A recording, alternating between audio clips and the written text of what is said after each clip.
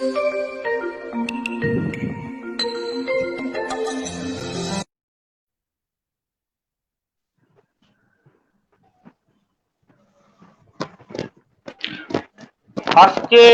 আমরা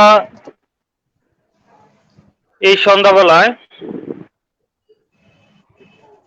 Bandura Holy cross student forum এবং 18 গ্রাম এই দুটি পেজে একযোগে আমরা এই লাইভ অনুষ্ঠানটা সম্প্রচার করছি।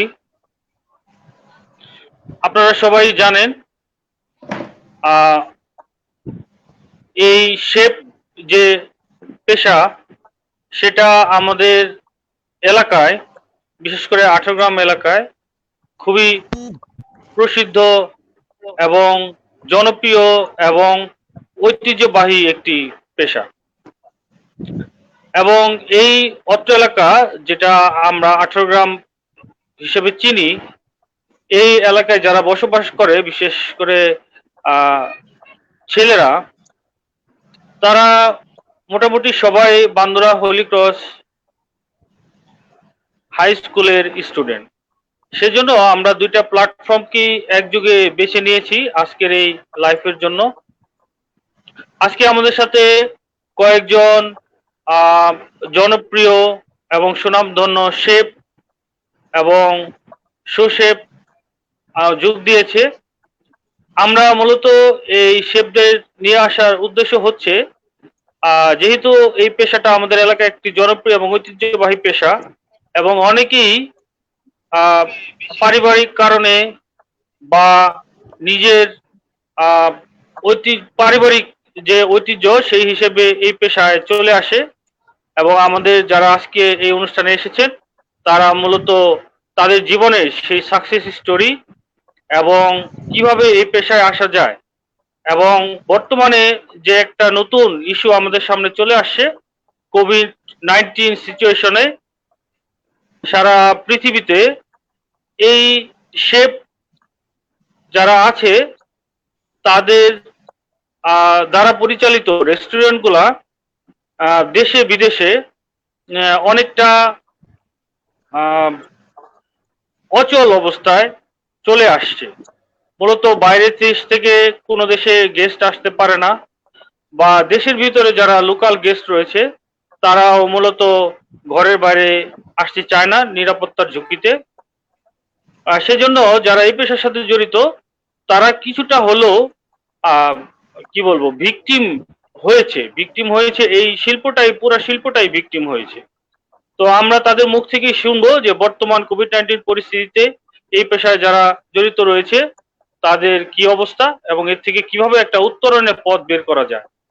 তো আমাদের সাথে যারা রয়েছে, আমাদের 18 গ্রাম পেজের যিনি অ্যাডমিন এবং যিনি কঠোর পরিশ্রমের মাধ্যমে এই পেজটাকে আপনাদের কাছে পৌঁছে দিয়েছে, চার্লস ডি রোজারিও, এবং তিনি একজন আইটি বিশেষজ্ঞ এবং আইটি এক্সপার্ট হিসেবে জব করেন।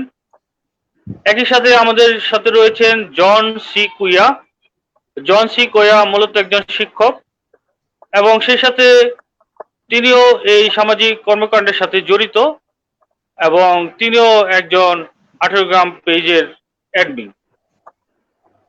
একই সাথে আমাদের সাথে সুদূর কানাডা থেকে, সম্ভবত রনিদা কানাডাতে তো না?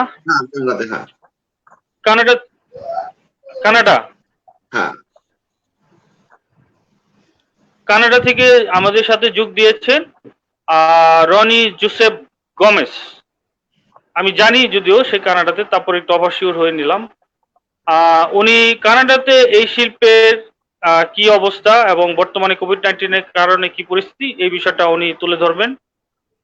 আমাদের দেশ থেকে কয়েকজন সুনামধন্য শেফ সুশেফ যোগ দিয়েছে। তাদের মধ্যে আপনারা সবাই যাকে চিনেন, খুব সুদর্শন যুবক এবং খুব স্মার্টলি যিনি কথা বলেন, Daniel C Gomes.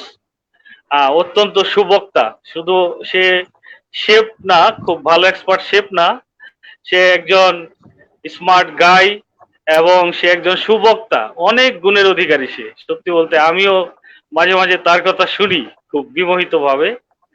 Thank you, আমাদের থ্যাংক সাথে আরো দুজন ভাই আজকে নতুন ভাবে যোগ দিয়েছে, লরেন্স কে গমেস, এবং আরেকজন ভাই যোগ দিয়েছে সৌরভ রোমিও রোজারিও।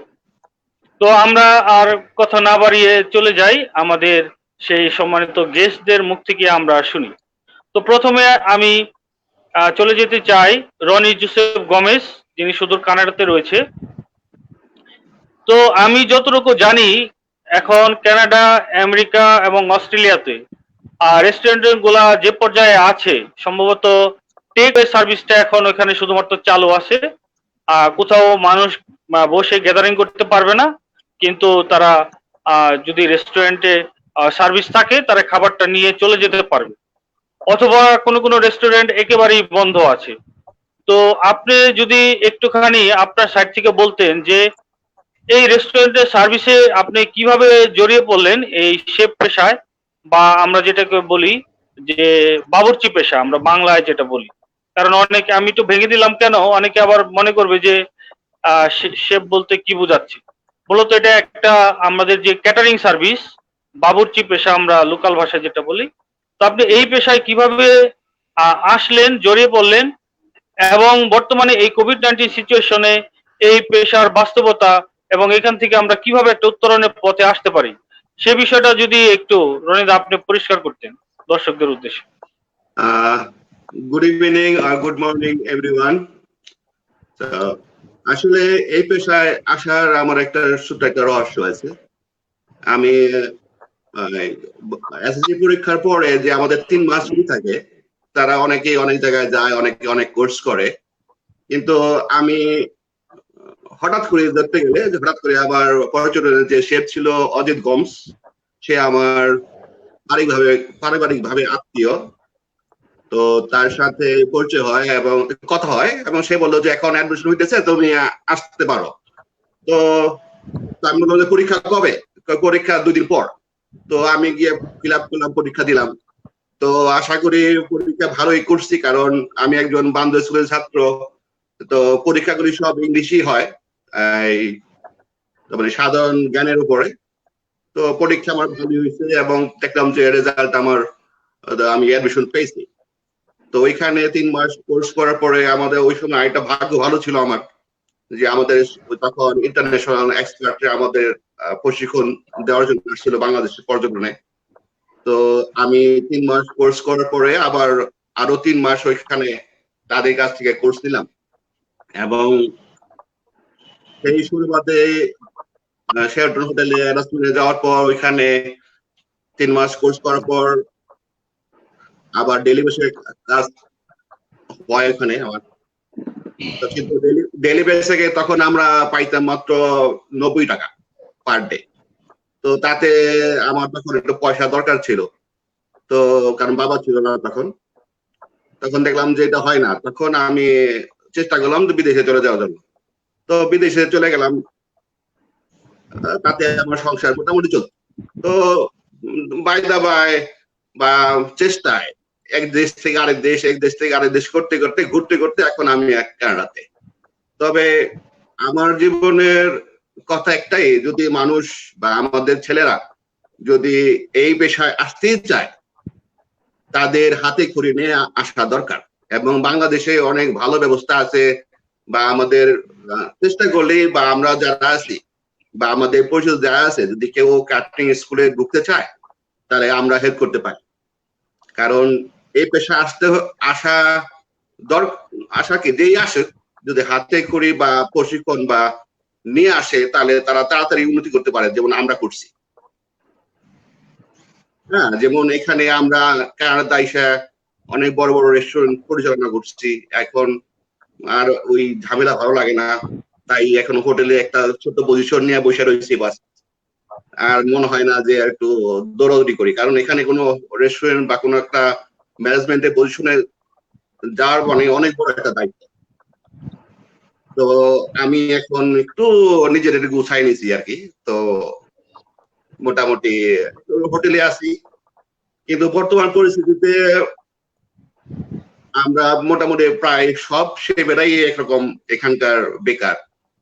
তাদের কবে, বিশেষ করে যারা হোটেল লাইনে কাজ করে, তারা কবে যে এই আবার কাজে যোগদান করতে পারবে, কিন্তু সেই নির্দিষ্ট সময় এখনো আমরা জানি না। আমাদের বর্তমান সিচুয়েশন, আমাদের এখানে সব আর কি ছোট ব্যবসা বা রেস্টুরেন্ট সবগুলি খুলে দেওয়া হয়েছে, কিন্তু একেবারে নিয়ম করে দেওয়া হয়েছে এবং নতুন করে হেলথ ইন্সপেক্টররা তাদের গিয়ে নতুন করে সার্টিফাই করতেছে। আর যাদের নাকি নিয়মগুলি তারা ঠিক মতো ফলো করে যায়, তাদের হয়তো ওই ইয়েলো পাস দিয়ে রাখছে, যেমন কন্ডিশনাল পাস। তারা যত পর্যন্ত, আর যদি নিয়ম কানুন ঠিক, তাদের আবার এক সপ্তাহ পরে আবার তারা চেক করবে। যদি তারা নিয়ম কানুন ঠিক মতো ফলো না করে, তাদের আবার ওই রেড সিগন্যাল বা রেড সার্টিফিকেট দিয়ে তাদের ই করে দেওয়া হবে আর কি, বন্ধ করে দেওয়া হবে। আর পার্ক গুলিতে ঠিক ওইভাবেই, পার্ক বা যেখানে পাবলিক গ্যাদারিং হয় সেখানে গোল সার্কেল করে দেওয়া হয়েছে 6 মিটার দূর দূর করে আর কি। তো তার যে তার বাইরে কেউ বেরোতে পারবে না, বা নিয়ম কারণ যদি কেউ অমান্য করে তাহলে তার $1000 জরিমানা করা হয়।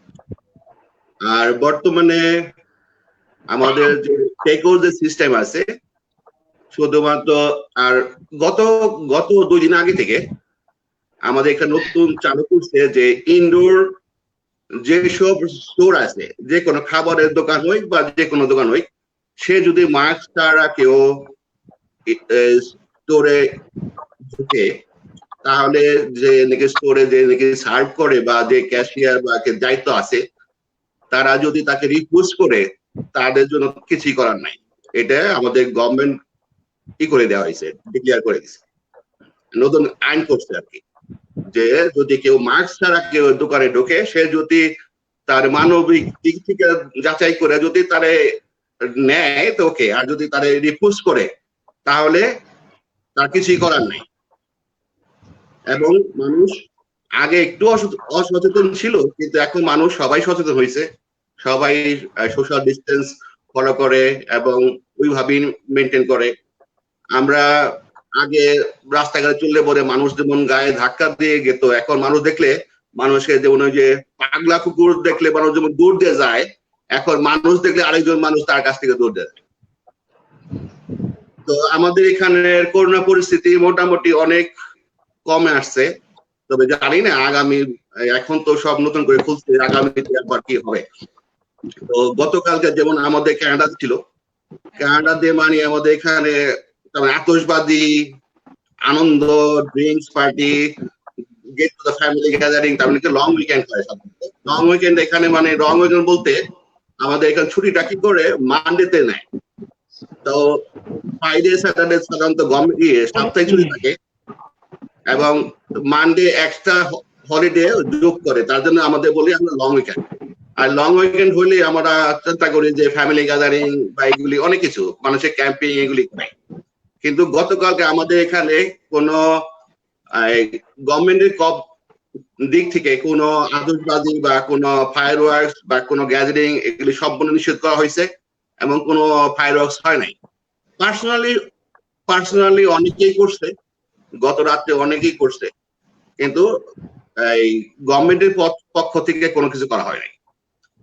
তো টেক ওভার সার্ভিস আমাদের এখানে খুব ভালো হইতেছে, এবং কিন্তু আরেকটা দিক আমাদের এখানে যেটা নাকি করছে, এখানে টোটালি ওয়াশরুম, যেটা নাকি আমরা সাধারণত বাংলায় বলি টয়লেট, আর এখানে বাইরে কোনো গেস্ট ওয়াশরুমে এলাও না। তো কারণ তার সাথে কি আছে, সে যতই থাকুক না কেন, যেমন আরো স্প্রেড না হয়, এর জন্য টোটালি এমপ্লয়ি ছাড়া কোনো বাইরে কেউ কোনো জায়গায় ওয়াশরুম ইউজ করতে পারে না। তো এর জন্য অনেকেই আর কি বাইরে যায় না, কারণ বাইরে গেলে তো ওয়াশরুমে দরকার না, তারা কি করবে। তো এর জন্য তারা এগুলি বন্ধ করে রাখছে। আর আমাদের এখন বর্তমান সিচুয়েশন যে আমরা যে কাজ করি, তো এই কাজে যে বর্তমান সিচুয়েশন আর যে ছোট রেস্টুরেন্ট গুলি খুলতেছে বা তাদের যে নিয়ম কানুন করে দিচ্ছে, এখন একটা বার বা একটা রেস্টুরেন্ট যদি 100 জন দিনে যদি 100 জন মানুষ সার্ভ করে, তো তারা এখন 30 জনও সার্ভ করতে পারবে কিনা আমি জানি না। তো এইভাবে 30 জন সার্ভ করার পরে তারা কিভাবে তাদের প্রফিটটা দেখবে বা লস করবে না কি করবে বা এমপ্লয়ি বেতন কিভাবে দিবে, তো এটা একটু সবারই একটা প্রশ্নবোধক চিহ্ন হয়ে দাঁড়াইছে।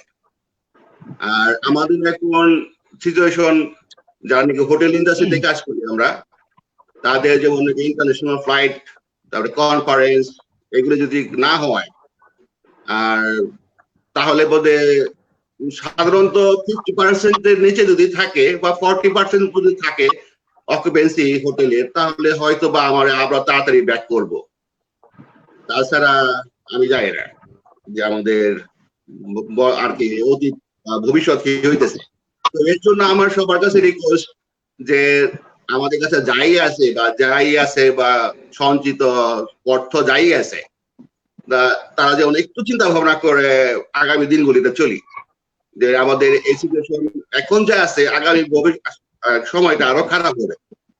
এবং আরো যে কথাটা নাকি আমার খুব বলার ইচ্ছা, যেমন নাকি আমাদের আগেও বলছি যে যারাই এই লাইনে আসে, বা অনেকে দেখা যায় যে আমাদের এখানে 80% ছেলেরাই এই লাইনে কাজ করে, কিন্তু দেখা যায় তাদের মধ্যে 70%ই আছে যে তাদের কোনো একাডেমিক শিক্ষা নেই, যার জন্য তারা নাকি ভবিষ্যৎটা তাড়াতাড়ি উন্নত যাইতে পারতেছে না। তো এর জন্যই তেমন কিছু আমার বলার নাই, কিন্তু আসলে বলতে গেলে অনেক কিছু বলা যায়।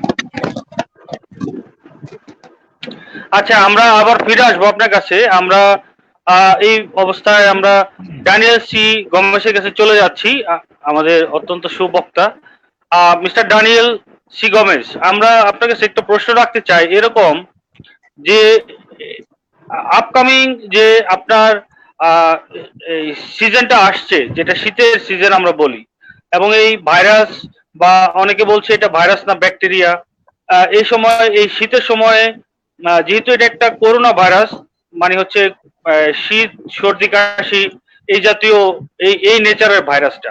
এবং আমরা জানি যে শীতকালে এই ধরনের শীত, সর্দি, কাশি, এই ধরনের মানে মানুষের কিন্তু প্রাদুর্ভাব বাড়ে। একই সাথে মানুষের মানে বিয়ে বা অন্যান্য অনুষ্ঠান, আচার অনুষ্ঠান, এই জিনিসটাও কিন্তু আপনার নভেম্বর, ডিসেম্বর, জানুয়ারিতে বাড়ে। তাহলে এই যে কোভিড-19 সিচুয়েশন, আপনি সূক্ষ্মভাবে চিন্তা করলে দেখবেন দুটা জিনিস আসছে আমাদের সামনে। একটা হচ্ছে যে মানুষের গ্যাদারিং কিন্তু হবে, যেহেতু বিয়ে এবং বিভিন্ন অনুষ্ঠান। আবার একই সাথে ভাইরাসও কিন্তু শক্তিশালী হয়ে আসছে। তো এটা একটা কঠিন প্রশ্ন, আপনি এই দুইটা আক্রমণকে কিভাবে এই শিল্প আপনারা মোকাবেলা করবেন? আসলে কঠিন প্রশ্ন। বিষয়টা হচ্ছে এরকম যে আমরা মার্চ মাসের 26 তারিখ থেকে লকডাউনে গেছি বাংলাদেশে আসলে। তো এখন অলরেডি ক্লোজ টু 4 মাস। তো আস্তে আস্তে আমাদের পরিস্থিতি কমের দিকে যায় না, বাড়তির দিকে যাচ্ছে। বিয়ে শাদী বলেন, গেট টুগেদার বলেন, বা শিক্ষা প্রতিষ্ঠান যেগুলোতে গ্যাদারিং হবে সেগুলো সবই বন্ধ। কিন্তু আস্তে আস্তে আমাদের বাংলাদেশ গভর্নমেন্ট যে জিনিসটা করেছে সেটা হচ্ছে এটাকে যতটুকু সম্ভব চেষ্টা করেছি আগে যে সামাজিক দূরত্ব বজায় রেখে এটাকে কন্ট্রোলে নিয়ে আসার।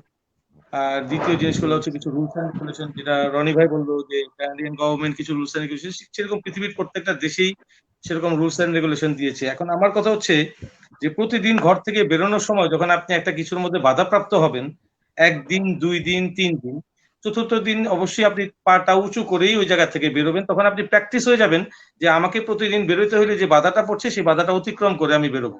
তো ঠিক কোভিড-19টাও কিন্তু it's not a short thing যে আগামী 3 মাস, আমরা জানি না এটা কোনো নির্দিষ্ট টাইম আছে কিনা যে এই সময়টা শেষ হয়ে যাবে। এটা আস্তে আস্তে বাড়তেছে। সামনে শীতের সিজন হচ্ছে আমাদের, আমরা বলি বিয়ে শাদীর সিজন, যেটা আপনি প্রশ্ন করলেন দাদা আমাকে, বিয়ে শাদীর সিজন বা অনুষ্ঠানের সিজন, অনেক কিছু আছে। এখন আমাদের স্বাভাবিক জীবন যাপন করার জন্য কোনো সিজন কিন্তু কাজ করছে না। ওয়েডিং সিজন বলতে কোনো সিজন নাই, ভ্যাকেশন বলতে কোনো ভ্যাকেশন নাই, ঈদ নাই, ক্রিসমাস নাই, কোনো কিছুই নাই। একটাই চিন্তা হচ্ছে এখন, how the people can survive, কিভাবে তারা আগামী 6 মাস 1 বছর বেঁচে থাকবে, কিভাবে তারা ইনকাম করে সেই জিনিসগুলোকে মানে ইনকামের মাধ্যমে সেটা কম হোক বেশি হোক তারা সার্ভাইভ করে তাদের লাইফ লিড করবে। আর সবচেয়ে বড় বিষয় হচ্ছে যতই কোভিড-19 প্রকট বাড়ছে বা সংক্রামিত হচ্ছে লোকজন, ততই কিন্তু রুলস এন্ড রেগুলেশন বাড়ছে, সার্কেল করে দেওয়া হচ্ছে, মানুষজনকে দূরে সরিয়ে দেওয়া হচ্ছে, মানুষ মানুষের থেকে নিজস্ব দূরত্ব বজায় রাখছে, তারা তাদের সারাউন্ডিংস গুলোকে ক্লিন রাখছে। এবং রেস্টুরেন্ট বিজনেস, যেটা রনি ভাই বললো, আমরা আসলে বাংলাদেশ থেকেও আমরা এভাবেই করছি এখন, যেটা সময় বেঁধে দিয়েছে গভর্নমেন্ট। আমরা শুধু টেক কেয়ার সার্ভিসটাকে করছি, আমরা গেস্টদেরকে বসাচ্ছি না। যতটুকু সম্ভব আমরা চেষ্টা করছি কোভিড-19 থেকে দূরে চলে আসার। তবে এটাও ঠিক যে এর জন্য কি পৃথিবী সবকিছু বন্ধ হয়ে যাবে কিনা। পৃথিবী চলে হচ্ছে একটা অর্থনৈতিক পাওয়ারে, না একটা ইকোনমিক পাওয়ার, যেটা আমরা বিজনেসের ক্ষেত্রে ধরি, জব হোল্ডারদের জন্য ধরি, সবকিছুর জন্য ধরি। তার মানে হচ্ছে পৃথিবীর একদম জিরো থেকে শুরু করে ইভেন কি সবচেয়ে হাই স্কেল পেইড এমপ্লয়ি অথবা বিগ বিজনেসম্যান থেকে শুরু করে ডাউন পর্যন্ত সবাই এফেক্টেড। যদি শুধু বলি যে hotel industry affected, that is totally wrong. Hotel industry affected কেন? এয়ারলাইন্স ইন্ডাস্ট্রি এফেক্টেড এর জন্য, এয়ারলাইন্স ইন্ডাস্ট্রি এফেক্টেড এর জন্য, ট্যুরিজম সেক্টর এফেক্টেড তার জন্য। সো প্রত্যেকটা সেক্টরের জন্য রিলেটেড। ইভেন কি নর্মাল একটা চায়ের দোকানদার পর্যন্ত এফেক্টেড। কেন? মানুষ বাইরে বেরোচ্ছে না, এক কাপ চা 10 টাকা দিয়ে কিনে খাচ্ছে না। তো টোটাল বিষয়টাই হচ্ছে এরকম যে আমরা যখনই কোনো কিছু থেকে বাধাপ্রাপ্ত হই তখন শিখি। যখন আমাদের চিন্তা করতে হবে যে যখন আমাদের চিন্তা করতে হবে না আমাদেরকে তো চলতে হবে, আমাদেরকে কাজ করতে হবে, আমাদেরকে ঘর থেকে বেরোতে হবে, তখন কি করবে? আমাদেরকে যে নিয়ম নীতি গুলোকে দিয়েছে গভর্নমেন্ট, সেগুলোকে মেনেই আমাদেরকে বের হতে হবে। প্রথমে আমাদের ছিল 5টা পর্যন্ত, প্রথমে ছিল টোটালি লকডাউন, এরপরে হচ্ছে 5টা পর্যন্ত জেনারেল স্টোর, মেডিকেল শপ গুলো খোলা, এরপরে আস্তে আস্তে আসলো যেহেতু খাবার দরকার এটা খোলা। কি হচ্ছে? পরিসংখ্যান অনুযায়ী আস্তে আস্তে খুলে দিচ্ছে। এই পরিসংখ্যান অনুযায়ী খুলে দেওয়ার মাধ্যমেই আমাদের প্রত্যেকটা মানুষকে কোভিড-19 জন্য এডুকেটেড হয়ে যেতে হবে। এবং এইটা চিন্তা করতে হবে যে কোভিড, আমরা এখন অনেক সময় ফেসবুকে দেখি খুব মজার মজার জিনিস, কোভিড চলে গেলে আমি সিনেমা দেখতে যাবো, কোভিড চলে গেলে আমি বিয়ে খেতে যাব, কোভিড চলে গেলে আমি ওইটা করতে যাবো। কোভিড আসলে কি আমাদের কোনো গেস্ট যে আমাদের বাসায় আসছে? না, কোভিড আমাদের কোনো গেস্ট না। কোভিড হচ্ছে একটা ভাইরাস বা একটা ফ্লু। তো এটা কখন যাবে, কি যাবে, এটা মেডিকেল সায়েন্সও বলতে পারছে না এখনো পর্যন্ত কোনো এটার প্রতিকার হিসেবে আমরা যে কোনো টিকা বা কোনো ভ্যাকসিন সেটারই সন্ধান পাচ্ছি না যে কবে এটা আসবে। তো সবকিছুই একদমই ওই যে বলি না অনির্দিষ্টকাল, মানে কোনো কিছুরই কোনো লাস্ট ডেট নাই। তার মানে হচ্ছে আমাদেরকে স্বাভাবিক লাইফ লিড করতে হবে, আমাদেরকে ইনকাম করতে হবে, এবং সবকিছু করতে হলে প্রথম যে জিনিসটা সেটা হচ্ছে আমাদেরকে নিয়ম কানুন সর্বোপরি মেনে চলতে হবে, যেটা করলে আমরা সংক্রামিত হব না। এটাই দাদা। না ঠিক আছে, কিন্তু আপনার মনে হয় যে ঠিক পয়েন্টে আমরা আনসারটা দিতে পারি নাই। সেটা হলো যে বিষয়টা এরকম, আমি তো বাইরে বেরোলে আমি তো নিয়ম কানুন মানবো, মাস্ক পরবো, গ্লাভস লাগাবো, তারপরে আপনার রেস্টুরেন্টে খাইতে যাব। এখন আপনার খাবার তো আমি মাস্ক পরে খাইতে পারবো না। তো আপনি আমার মানে কি বিয়ে বন্ধ হয়ে যাবে নাকি বিয়ের পার্টিতে আপনারা কর্নার করবেন, বিভিন্ন কর্নার করবেন যে এখানে ফ্যামিলির 5 জন বসবে, আবার এখানে ফ্যামিলির 5 জন বসবে। আপনি তো শেফ, আপনাকে কিন্তু প্ল্যান করতে হবে এখন যে এই নেক্সট যে নভেম্বর ডিসেম্বর জানুয়ারি সিজনটা, এই সিজনটা আপনারা কিভাবে হ্যান্ডেল করবেন। এটা তো মাস্ক পরে কেউ আপনার খাবারের সামনে বসে থাকবেন, তাকে খাইতে হবে, তাকে কিভাবে বসাবেন, কিভাবে খাওয়াবেন, আপনি হোটেলটা কিভাবে ম্যানেজমেন্ট করবেন, এই বিষয়ে কি আপনারা কোনো ম্যানেজমেন্ট থেকে চিন্তা ভাবনা করেছেন কিনা সেটা একটু শুনতে চাচ্ছিলাম। আসলে ওয়েডিং বা এই ধরনের ফাংশনের ব্যাপারে আমি একটু বলে দিই। ফাংশনের ব্যাপারে অলরেডি আমাদের কাছে যে রুলস এন্ড রেগুলেশন, যখনই গ্যাদারিংটা বন্ধ তার মানে হচ্ছে সবকিছুই বন্ধ। গ্যাদারিং শুধু বিয়ে শাদীর জন্য না, কিন্তু গ্যাদারিং বার্থডে পার্টির জন্য, গ্যাদারিং হচ্ছে একটা সেমিনারের জন্য। তার মানে হচ্ছে লোক একত্রিত হইতে পারবে না, মানে হচ্ছে সমস্ত প্রোগ্রাম বন্ধ। তাহলে এই ক্ষেত্রে যদি আমরা বলি যে ওয়েডিং ফ্যাসিলিটিস যেগুলো গভর্নমেন্ট অলরেডি বন্ধ করে রেখেছে, এটার সঠিক সিদ্ধান্ত না আসা পর্যন্ত আসলে রেস্টুরেন্ট ইন্ডাস্ট্রি কখনোই প্রিপারেশন নিতে পারবে না যে নেক্সট তার আগে ক্যাটারিং সার্ভিস এতগুলো লোককে খাবে। এটা সম্পূর্ণ নির্ভর করে হচ্ছে আমাদের বাংলাদেশ গভর্নমেন্টের রুলস এন্ড রেগুলেশনের উপর। আনটিল তারা আমাদের ক্লিয়ারেন্স না দেওয়া পর্যন্ত কিন্তু এই ইন্ডাস্ট্রিও কোনো কিছু প্রিপারেশন করবে না। কনভেনশন হলগুলোকে সম্পূর্ণ বন্ধ রাখা হয়েছে, সিনেপ্লেক্স গুলোকে বন্ধ রাখা হয়েছে, যেখানে গেট টুগেদার হবে সেগুলোকে বন্ধ রাখা হয়েছে। কেউ একত্রে মিছিল করতে পারবে না, ইভেন কি কোনো প্রতিবাদ সভা করতে গেলেও তাকে লাইভে করতে হবে। কনফারেন্স আমাদের যেটাকে আমরা মানে প্রেস কনফারেন্স বলি সেইভাবে করতে হবে, তাও লাইভে গিয়ে। তার মানে হচ্ছে গ্যাদারিংটাই সম্পূর্ণ বন্ধ করলে আমরা সংক্রামিত হব না। তো সেই ক্ষেত্রে যেমন কিছু একটা নিউজ পেলাম একজন মানে চুপ করে বিয়ে করে ফেলেছে ঠিকই, কিন্তু সে অনুষ্ঠান করে না, অনুষ্ঠান করবে কোভিড চলে গেলে। সো হ্যাঁ, ইট ক্যান বুঝতে হ্যাপেন, পারছি। মানে এটা হইতে পারে। মানে যেটা হচ্ছে মানে অনুষ্ঠান করে যে 500 লোককে খাওয়াই যে আমার বিয়ে হবে আর বিয়ে হবে না তা না, কিন্তু বিয়েটা হচ্ছে ইটস এ হ্যাঁ, সিম্পল থিং। তো এটা হচ্ছে একটা বুঝছি। রেজিস্টার্ড বা এটাকে সিগনেচার করবে বা সম্মতি দিবে, তারপরে বিয়ে হবে। তো ওই লোক সমাগম আসলে করা যাবে না, এই সময়টা ওইটা না আসলে। So we have to wait সেটাই, ফর গেট টুগেদার, ওয়েট। এটার জন্য আমাদের wait করতে হবে, এই হচ্ছে বিষয়। তার মানে আমরা যদি মজা করে বলি যে কেউ যদি খুব উৎসব করে বিয়ে করতে চায়, তাহলে করোনা ভাইরাস থাকাকালীন সময়ে তার বিয়ে বন্ধ রাখতে হবে। করা যাবে। আর যদি যদি অনুষ্ঠান ছাড়া করতে চায় চুপি চাপি পারিবারিক ভাবে, হ্যাঁ, তাহলে আর কি করতে পারবে। যাই হোক, আমরা হ্যাঁ, যেটা সামারাইজ করা করতে যাবে, আবার ফেসবুকে পোস্ট দেওয়া যাবে পারলাম না, এটা হচ্ছে বেসিক্যালি কথা। সেটা হচ্ছে যে আমাদের ড্যানিয়েল সি গমেজ যেটা বলতে চাচ্ছে, বেসিক্যালি দেখা আছে বর্তমানে কোনো ধরনেরই গেট টুগেদার করতে পারবে না, এবং কারেক্টলি আপনি বলেছেন আসলে কোনো ধরনের গেট টুগেদার করা যাবে না। আর যারা বিয়ের চিন্তা ভাবনা করছেন, আমার মনে হয় যে 2-1 বছর পরে করলে ভালো, এখন আসলে ওইরকম সুযোগ সুবিধা পাবেন না, চুপি চুপি করা লাগবে। আচ্ছা, আমরা না এক্স্যাক্টলি খুব কঠিন প্রশ্ন ছিল। একটা কথা বলি, হ্যাঁ, হ্যাঁ, কারণ কারণ হ্যাঁ, হ্যাঁ।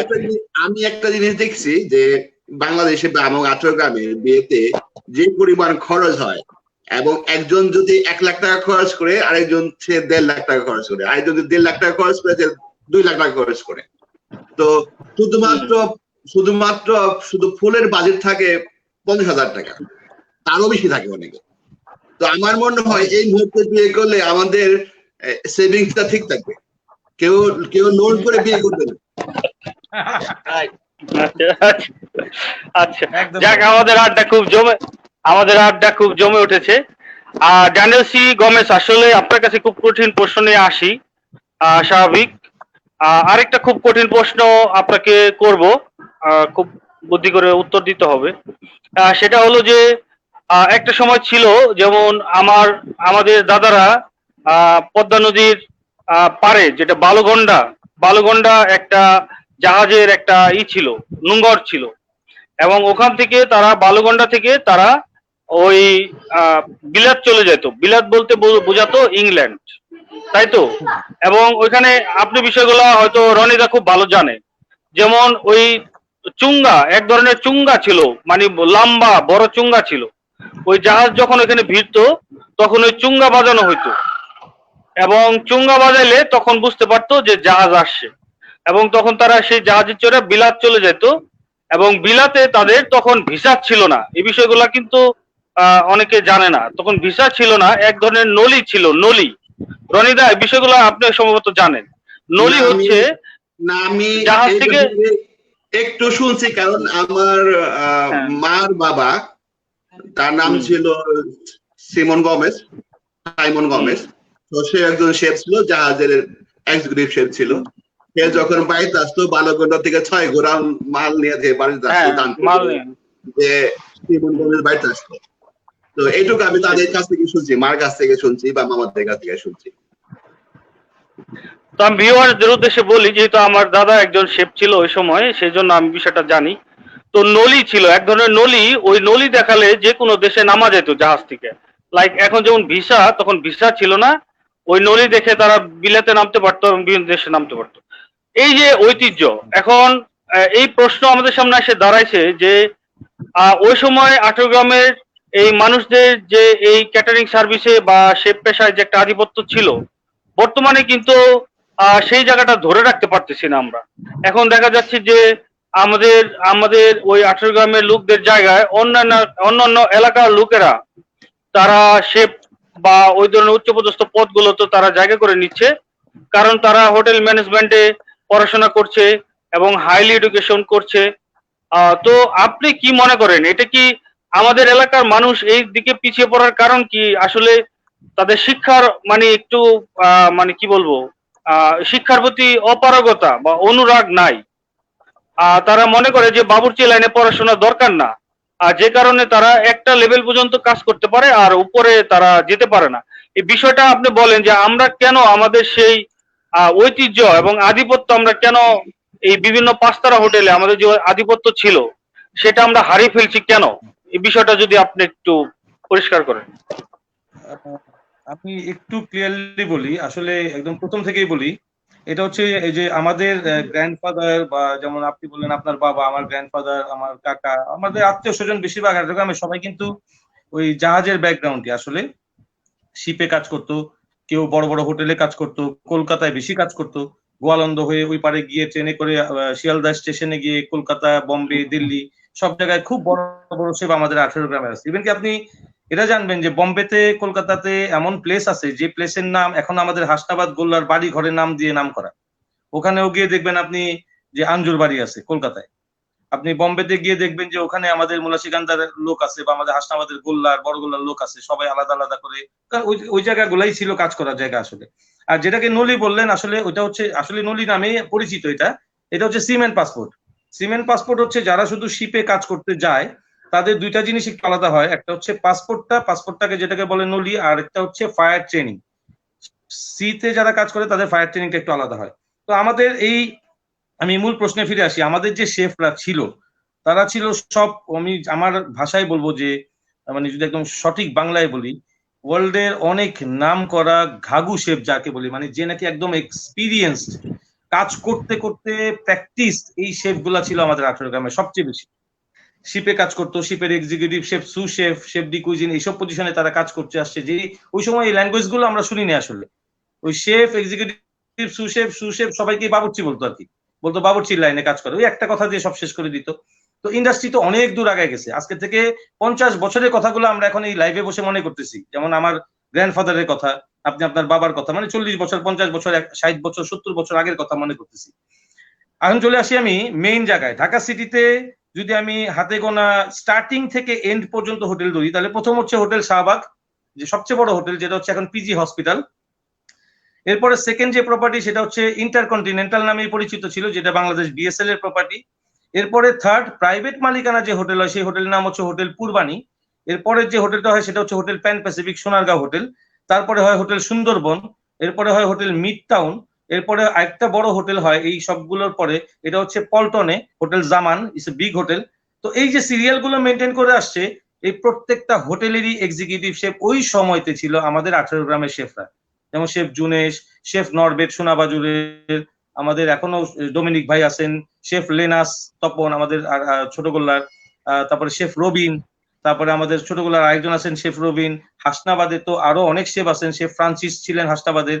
মুলা সিকান্দার, খুব নাম করা 2-3 জন শেফ ছিলেন, আমি যাদেরকে সাথে কাজ করেছি ঢাকা শেরাটন, ওটা ইন্টারকন যখন শেরাটন হয় তখন। তো এই যে আধিপত্যগুলো ছিল, এই আধিপত্যগুলো ছিল ওই প্র্যাকটিসড, ওই এডুকেটেড শেফরাই কিন্তু, যাদের নাম আমি বললাম, তারা প্র্যাকটিসড হয়ে এই সব হোটেলগুলোকে ওপেন করেছে, কাজ করেছে। এবং বেশিরভাগই আমাদের 18 গ্রামের ছিল। আমাদের 18 গ্রামের শেফদের সংখ্যা ছিল খুব বেশি। কারণ আমার বাবাও ঢাকা শেরাটনে কাজ করতো, তো আমি ঢাকা শেরাটন থেকেই আমার ক্যারিয়ার স্টার্ট করি, প্রথম ট্রেনিং শেষ করে। তো আমি দেখেছি তাদেরকে। তো কেন আমরা এখন ওই জায়গাটার থেকে অনেক বেশি দূরে চলে আসছি, এটার একটাই কারণ হচ্ছে, ইন্ডাস্ট্রি যখনই স্পান্ড হলো, মানে হোটেল ইন্ডাস্ট্রি বা হসপিটাল স্পান্ড হচ্ছে আস্তে আস্তে, ওখানে যুক্ত হচ্ছে, আগে ছিল শুধু culinary arts, cooking, food taste, presentation, এর সাথে যুক্ত হয়ে যাচ্ছে এডুকেশন, হাইজিন এন্ড হেসাব, ফুড টেম্পারেচার, সফটওয়্যারে মেনটেন করা হচ্ছে এখন, computer knowledge is a must, education must লাগবে। একজন শেফ কিন্তু একজন কস্ট কন্ট্রোলারও হতে হবে। এই এডুকেশনের সাথে আমরা সামঞ্জস্যতা রাখতে পারিনি। আমাদের প্র্যাকটিস শেফরা শিখিয়েছেন, শিখিয়ে তারা রিটায়ারমেন্ট নিয়ে যাওয়ার পরে অন্য সেক্টর থেকে অনেক লোকজন আসেন, তারা দেখছেন যে সারা ওয়ার্ল্ডের শেফ ইন্ডাস্ট্রি কতটুকু উপরে যাচ্ছে। তারা হোটেল ম্যানেজমেন্ট করছেন, তারা ক্লাস 12টাকে কমপ্লিট করছেন, তারা গ্রাজুয়েশন করার পরে গিয়ে হসপিটালিটি ম্যানেজমেন্ট করছেন, এরপরে ডিপ্লোমা করছে, সার্টিফিকেট কোর্স তো তাদের কাছে কিছুই না। ঠিক আমাদের ছেলেমেয়েরা কি করছে, আগের জিনিসটাকে ধরে রাখার চেষ্টা করতেছে। বাবা তো শেফ ছিল, আমি শেফ হইতেই পারবো। No, that's not true. বাবা শেফ ছিল দেখে আপনি শেফ হইতে পারবেন? নো। আপনার বাবা he is not a film star যে আপনাকে নিয়ে লঞ্চ করে দিবে, একটা ফিল্ম বানায় দিবে, আপনাকে হিট করে দিবে। No, you have to work, you have to learn. এটার মানে হচ্ছে এটা যে এই সেক্টরে, ওই যে ফিল্ম ইন্ডাস্ট্রিতে আমরা এখন শুনি না নেপোটিজম, যে বাবা ডিরেক্টর ছিল, তার ছেলে হিরো হইলো, বা হিরোর ছেলে হিরো হইলো, এটা এই ইন্ডাস্ট্রিতে চলবে না, বা ইন্ডাস্ট্রিতে এটা অ্যাপ্লিকেবল না। এখানে নিজের কাজের যোগ্যতা দিয়ে নিজেকে শেফ হইতে হবে, নিজের কাজের যোগ্যতা দিয়ে নিজেকে আস্তে আস্তে উপরে উঠতে হবে। ঠিক সেই জায়গাটায় আমরা ল্যাকিংস তৈরি করে ফেলছি। কোথায়? আমাদের মাথায় ছিল যে আমাকে তো একটা জায়গায় সে ঢুকাই দিবে, আমার বাবা যে আমাকে দিয়ে দিবে এক জায়গায় কাজ করতে, আমি ওখান থেকে স্টেবল কাজ করতে করতে উপরের দিকে উঠে যাবো। But where is my education?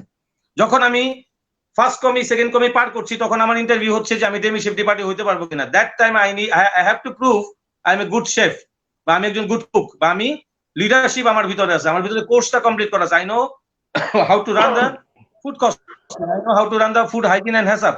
এবং আমি যখন টিম লিডার হচ্ছি, আমার টিমকে আমাকে ট্রেনিং করাইতে হচ্ছে। So do I am a appropriate guy to hold that demi chef de partie position or a sous chef position? এখানটাই হচ্ছে আমাদের প্রবলেম।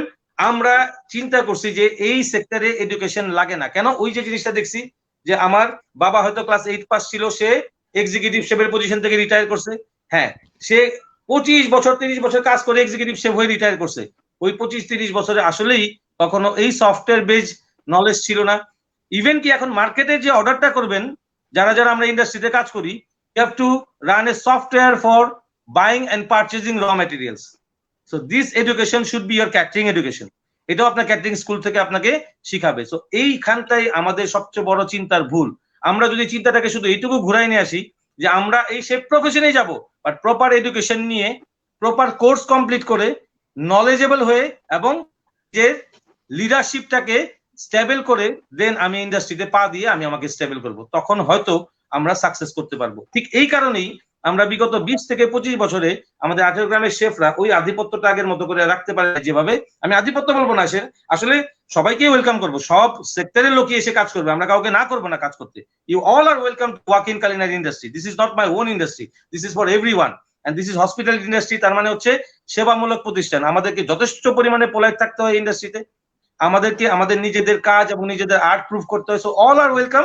কিন্তু আমাদের যে ঐতিহ্য ছিল, যেমন বলে না যে আমাদের এই শেফদেরই একটা ঐতিহ্য ছিল 18 গ্রামের, সেই ঐতিহ্য থেকে আমরা একটু একটু করে পিছনের দিকে চলে আসছি অনলি বিকজ অফ এডুকেশন। আমরা চিন্তা করছি শেফ হইলে এডুকেশন লাগবে না, এই চিন্তা করেই সবচেয়ে বেশি পিছনের দিকে আমরা চলে যাচ্ছি। আর আমাদের ছেলে মেয়েরা কোর্স করে আগে আসতেছে না, এটাই হচ্ছে আমাদের মেইন প্রবলেম, আর কিছু না। যেমন Exactly. রঞ্জনদা, আমি একটু দানিয়েলের সাথে আমি পুরোপুরি একমত। আমাদের এখানে যেমন আমরা কানাডাতে আছি, আমাদের প্রতি বছরে 5 বছর অন্তর আমাদের আবার নতুন করে পরীক্ষা দিতে হয়।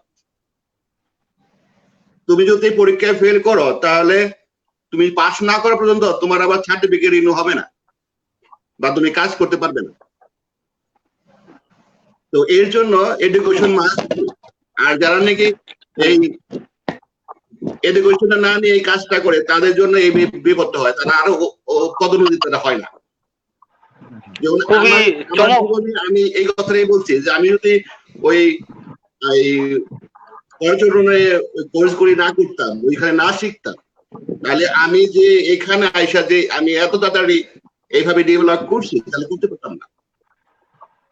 কারণ এখানে এইখানকার কলেজ থেকে যারা পাশ করে বের হয়, তাদের সাথে কম্পেয়ার করে আমাদের চলতে হয়। আর আমরা তো নিজেকে আপডেট না করি, তাদের সাথে আমাদের চলাটা অনেক কষ্টের। আমরা হাতে কলমে যতই কাজ জানি না কেন, তাতে আমাদের খাতা কলমেও শিখতে হবে, বা এখন যে সফটওয়্যার যুগ, সেখানেও আমাদের নিজেদের আপডেট করতে হবে। এক্স্যাক্টলি, আপনি যে বিষয়টা এখন উঠে আসছে, আমি খুবই খুশি যে ড্যানিয়েল সি গমেজ চমৎকার ভাবে বিষয়টাকে উপস্থাপন করেছে। আমার কাছেও তথ্যপত্র এরকমই ছিল। এবং আমিও রনিদা একটা জিনিস বলি যে ক্লাস আগে হয়তো ছিল ক্লাস 8-এ 9-এ পড়াশোনা করে ম্যাট্রিক না দিয়ে বিদেশ চলে গেছে, একটা পজিশনে ছিল।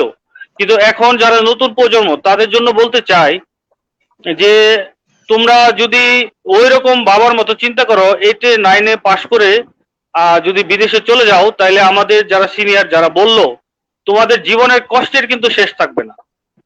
কারণ হয়তো ডিশ ওয়াশ বা হেল্পার এর উপরে কোনোদিনই উঠতে পারবা না। হয়তো বলতে পারবা যে আমি সৌদি কাজ করি, কুয়েত কাজ করি, কিন্তু কোনো ভালো পজিশনে কাজ করা খুব ডিফিকাল্ট হয়ে যাবে। এই জিনিসটা কিন্তু সবার মনে একটা ভুল ধারণা, মনে করে যে আমি তো বাবুর্চি লাইনে যাব, আমার পড়াশোনা করার দরকার নাই।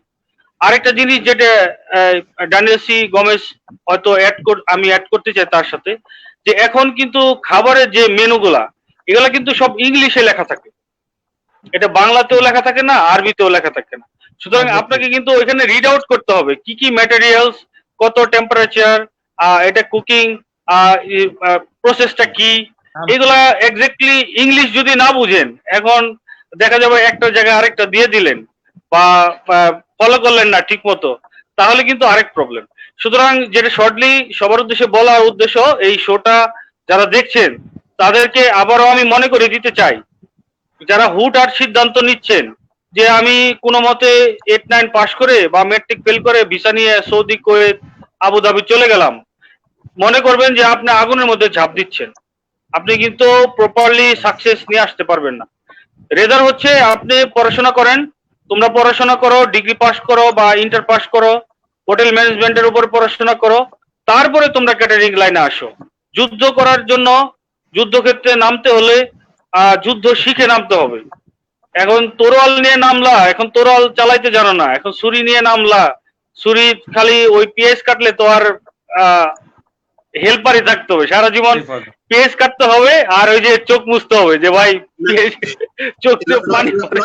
আমি এখানে একটা কথা বলি, যেমন আমার সাথে যারা কাজ করে, আমার টিম মেম্বার যারা আছে, তাদের কথা আমি একটা কথা বলি।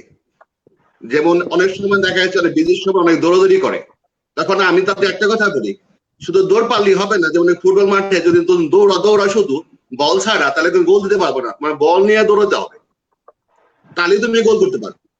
শুধু তুমি দৌড়াইলে তুমি সাকসেসফুল হতে পারবে না। তো আমি আমার টিম মেম্বারদের একটা কথাই বলি, যখনই তুমি দৌড়াইবে তখন তোমার বলটা নিয়েই দৌড়াইতে হইব, বল ছাড়া দৌড়াইতে চলবে না, তাহলে গোল দিতে পারবে না। হ্যাঁ, আরেকটা বিষয় রনিদা অ্যাড করতে চাই, আমরা এখন যাদেরকে গাইডলাইন দিচ্ছি তারা কিন্তু এই ফিল্ডে আরো 10 বছর পরে আসবে, রাইট? এখন হয়তো পড়াশোনা করছে 8-এ 9-এ 10-এ, তো 10 বছর পরে আইসা যে স্বপ্ন নিয়ে আসবে তখন দেখবে যে এই ফিল্ড আরো ডিফিকাল্ট হয়ে গেছে। সুতরাং তাদেরকে বলবো যে পড়াশোনায় মনোযোগ দাও, এই শিল্পটাকে ভালোবাসো, এই শিল্পের উপরে পড়াশোনা করো, তারপরে আসো, তারপরে সাকসেস আসবে। না হলে কিন্তু সাকসেস আসবে না, সাফারিংস আসবে। তো আমার মনে হয় এটা একটা মেসেজ, আজকে শোর একটা মেইন মেসেজই কিন্তু এটা আমরা যেটা দিতে চাইছিলাম। কারেক্টলি আমাদের ড্যানিয়েল সি গোমেজ এই মেসেজটা সবাইকে দিচ্ছে। এটা দেখো, তোমাদের আরেকটা জিনিস আমি তোমাদের অ্যাড করি, যে আমি যখন 2004 এর অক্টোবরে, এখানে হলো উইন্টার সিজন, স্লো সিজন যেটা বলে, তো এই সময় আমি এখানে কানাডা আসি। তবে আমাদের পরিচিত যারা আছে, যাদের সাথে আমি কথা বলছি বা তাদের বলছি যে আমার শুধু একটাই হেল্প, আমার একটা কাজ বা একটা রেফারেন্স দরকার। যেমন নাকি এইসব জায়গায় রেফারেন্স সবচেয়ে বড় জিনিস। রেফারেন্স ছাড়া তুমি যতই কাজ জানো, তোমার যতই সার্টিফিকেট থাকুক না কেন, তোমার কাজ হবে না যদি তোমার রেফারেন্স না থাকে। কারণ আমাদের এখানে রিজুমে যেটা বা বায়োডাটা যেটা বলি, যেখানে আমরা সাবমিট করি, সেখানে আমাদের কোনো কিছু যাচাই করা হয় না, যে এসব শুধু দেখা হয় যে আমি কি কি জানি বা আমি কি করছি, কোথায় করছি, আমার এক্সপিরিয়েন্স কি আছে, সেগুলো একটা ডিটেলস লেখা করে দেওয়া হয়। এটি হলো বায়োডাটা। বয়স বা কিছু এগুলি কোনো ফ্যাক্টর না। তারা এই বায়োডাটা বা রিজুমে যেটা বলে সেটা দেখে তারা তোমার যদি পছন্দ করে বা করলো না, বা সবচেয়ে বড় রেফারেন্স, তো রেফারেন্সটা কিন্তু আমি পাই নাই। হ্যাঁ, কিন্তু আজকে যদি আমার ওই যোগ্যতাটা না থাকতো, তাহলে কিন্তু আমি আজকে কোনোদিনও এখানে আসতে পারতাম না। আমি ছোট থেকেই বড় হয়েছি, বা এখানে সাধারণ একটা জায়গায় আমি প্রথমে যে ইন্টারভিউটা দিয়েছিলাম, যে আমি যাওয়ার পরে শুধুমাত্র একজনে বলছিল তুমি তো ওইখানে তার নামটা বলো গিয়ে। সেই নাম বলার পরে সেখানে ম্যানেজার ছিল না, সেখানে যে শেফ ছিল, একজনের শেফ, সে আমার আমার রিজুমে দেখে আমার বলছে যে তোর যে অভিজ্ঞতা বা তোর যে যোগ্যতা আছে সেই অনুপাতে তোর কাজ দেওয়া সম্ভব না, কিন্তু আমাদের এখানে একটা গিল্ডের দরকার আছে, তুই কি করবি কিনা। তখন আমার দরকার হয়েছে যে ওই ইন্ডাস্ট্রিতে ঢোকার, কারণ আমার ওই ইন্ডাস্ট্রিতে ঢুকলে পরে আমার ফ্রেন্ডস হইবে বা আমার পরিচিত বাড়বো, তো যোগাযোগটা বাড়বো। তো আজকে যদি আমার ওই যোগ্যতাটা যদি আমার ওই একাডেমিক শিক্ষাটা যদি না থাকতো, তাহলে কিন্তু আমি কোনোদিনই সাকসেসফুল হতে পারতাম না। সুন্দর সুন্দর একটা বিষয়। আমরা রনি জোসেফ গোমেজের কাছ থেকে কিন্তু তার জীবনের যে বাস্তব অভিজ্ঞতা থেকে সে বলল, এটা থেকে আসলে আমাদের নতুন প্রজন্মকে শিক্ষা নিতে হবে। আমাদের একটুখানি খোকন কুরাইয়া সে আমাদের সাথে একটু ইনফরমেশন অ্যাড করেছে। সে বলেছে যে আগের দিনে জাহাজিরা কলকাতা থেকে আসতো গোয়ালন্দ মনুট ঘাট হয়ে, এই কলকাতা থেকে তাহলে তখন ওই যেহেতু ওই হুগলি কলকাতার হুগলি একটা বন্দর ছিল, আমি আমি ওখানে গিয়েছিলাম, এবং ওই সাইড থেকেই তারা ওই গোয়ালন্দ মৈনট ঘাট হয়ে তারা বাংলাদেশে তাদের জাহাজগুলো আসতো। তো থ্যাংক ইউ খোকন দা আপনার ইনফরমেশনের জন্য। আমরা লরেন্স কে গমেস, খুব কঠিন আলোচনা হচ্ছে। লরেন্স কোথায় গেল? হ্যাঁ, আছি। আচ্ছা, ক্যামেরায় দেখা যায় না। তাহলে আমরা খুব কঠিন আলোচনায় আসি। নিশ্চয়ই তোমাকে কঠিন প্রশ্ন করব না, কারণ কঠিন প্রশ্ন মানে অনেক সময় বিব্রত হতে হয়। তুমি এই বাবুর্চি লাইনে বা এই ক্যাটারিং পেশায় আসলা, এতে তোমার পরিবারের কি ধরনের ইম্প্যাক্ট? তোমার ওয়াইফ বা বাচ্চা কাচ্চা বা বাবা মা তারা কি মনে করে? বাসায় গেলে কি বলে যে না বড়দিনের সময়, ইস্টারের সময় আমাদেরকে একটু স্পেশাল কিছু রান্না করে খাওয়াও? বা আত্মীয় স্বজন যারা আছে তারা বলে যে আমাকে একটা চাকরি দাও? তোমার এই পেশায় এসে কি ধরনের মানে পজিটিভ ইম্প্যাক্ট, কি ধরনের নেগেটিভ ইম্প্যাক্ট, এবং করোনার সময় তোমার কিভাবে সময় কাটছে? খুব সহজ প্রশ্ন দিলাম, এই বিষয়টা একটু ভিউয়ার্সদের উদ্দেশ্যে তুলে ধরো। আচ্ছা, এই ক্যারিয়ার লাইফে আসার পূর্বে আমি তো বান্দর স্কুলে খেলাধুলা করতাম। যেহেতু বান্দর স্কুলের লাইফে এটা দেওয়া হয়েছে, তো অনেকে হয়তো বা আমাকে চিনবে, এটা আমি বিশ্বাস করি। কারণ ওই খেলাধুলার মাধ্যমে আমার এই লাইনে আসা। ঠিক আছে, আমি বান্দর স্কুলে অনেক বছর খেলাধুলা করছি, তারপর বান্দরা ক্লাবে হয়ে আপনার ওই ঢাকা ডিভিশনেও খেলছি, তারপর আবাহনী ক্লাবে, ভিক্টোরিয়া স্পোর্টিং ক্লাবেও খেলাধুলা করছি বঙ্গবন্ধু স্টেডিয়ামে, তারপর নিডল টাটা বাটা এই সমস্ত খেলাধুলা অনেকই করছি। তো সেই খেলাধুলার ক্ষেত্রে আমার পড়ালেখা শেষ করার পর যখন আমি খেলাধুলা করতেছিলাম, হঠাৎ করে একদিন ফোন পাইলাম এক রেস্টুরেন্ট থেকে যে এদের ডিশ ওয়াশার লাগবে, তো আমি কি জয়েন করতে রাজি কিনা। তো আমি ইগনোর করি নাই, আমি কিন্তু জাম্প করছি, কারণ আমি জানি এটা আমার দরকার ইন ফিউচারে। তো আমি জাম্প করছি, সেখান থেকে আমার কর্মজীবনের শুরু। আস্তে আস্তে আমি কখনো চিন্তা করি নাই যে আমি কত টাকা বেতন পাইতেছি। আমি চিন্তা করছি আমি আর ক্যারিয়ার লাইফে কি ঢুকতে পারতেছি কিনা, রাইট? তো এইভাবে আমার ক্যারিয়ার শুরু।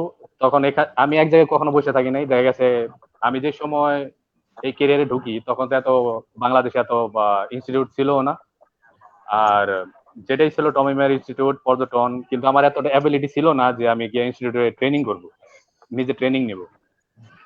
তো আমি অপশনালি ডিশ ওয়াশিং সেকশনটা আমি বাইসে নিয়েছি। তো বাইসে নেওয়ার পর ওখান থেকে যখন 1 বছর কাজ করি, 1 বছর কাজ করার পর আমি কি করি, আরেক রেস্টুরেন্টে জাম করি। আরেক রেস্টুরেন্টে ঢোকার পর ওখানেও কাজ করি, কাজ করার পরে আস্তে আস্তে আস্তে আস্তে অ্যাসিস্ট্যান্ট কুক। তারপর বাইরে একটা সুযোগ পাই, বাইরে যাওয়ার পর সেখানে গিয়ে তো বিশাল বড় প্রবলেম, কারণ আমি তো কিছুই জানি না। এটা হলো বাংলাদেশ আর ওটা হলো বাইরের দেশ, আকাশ আর পাতাল।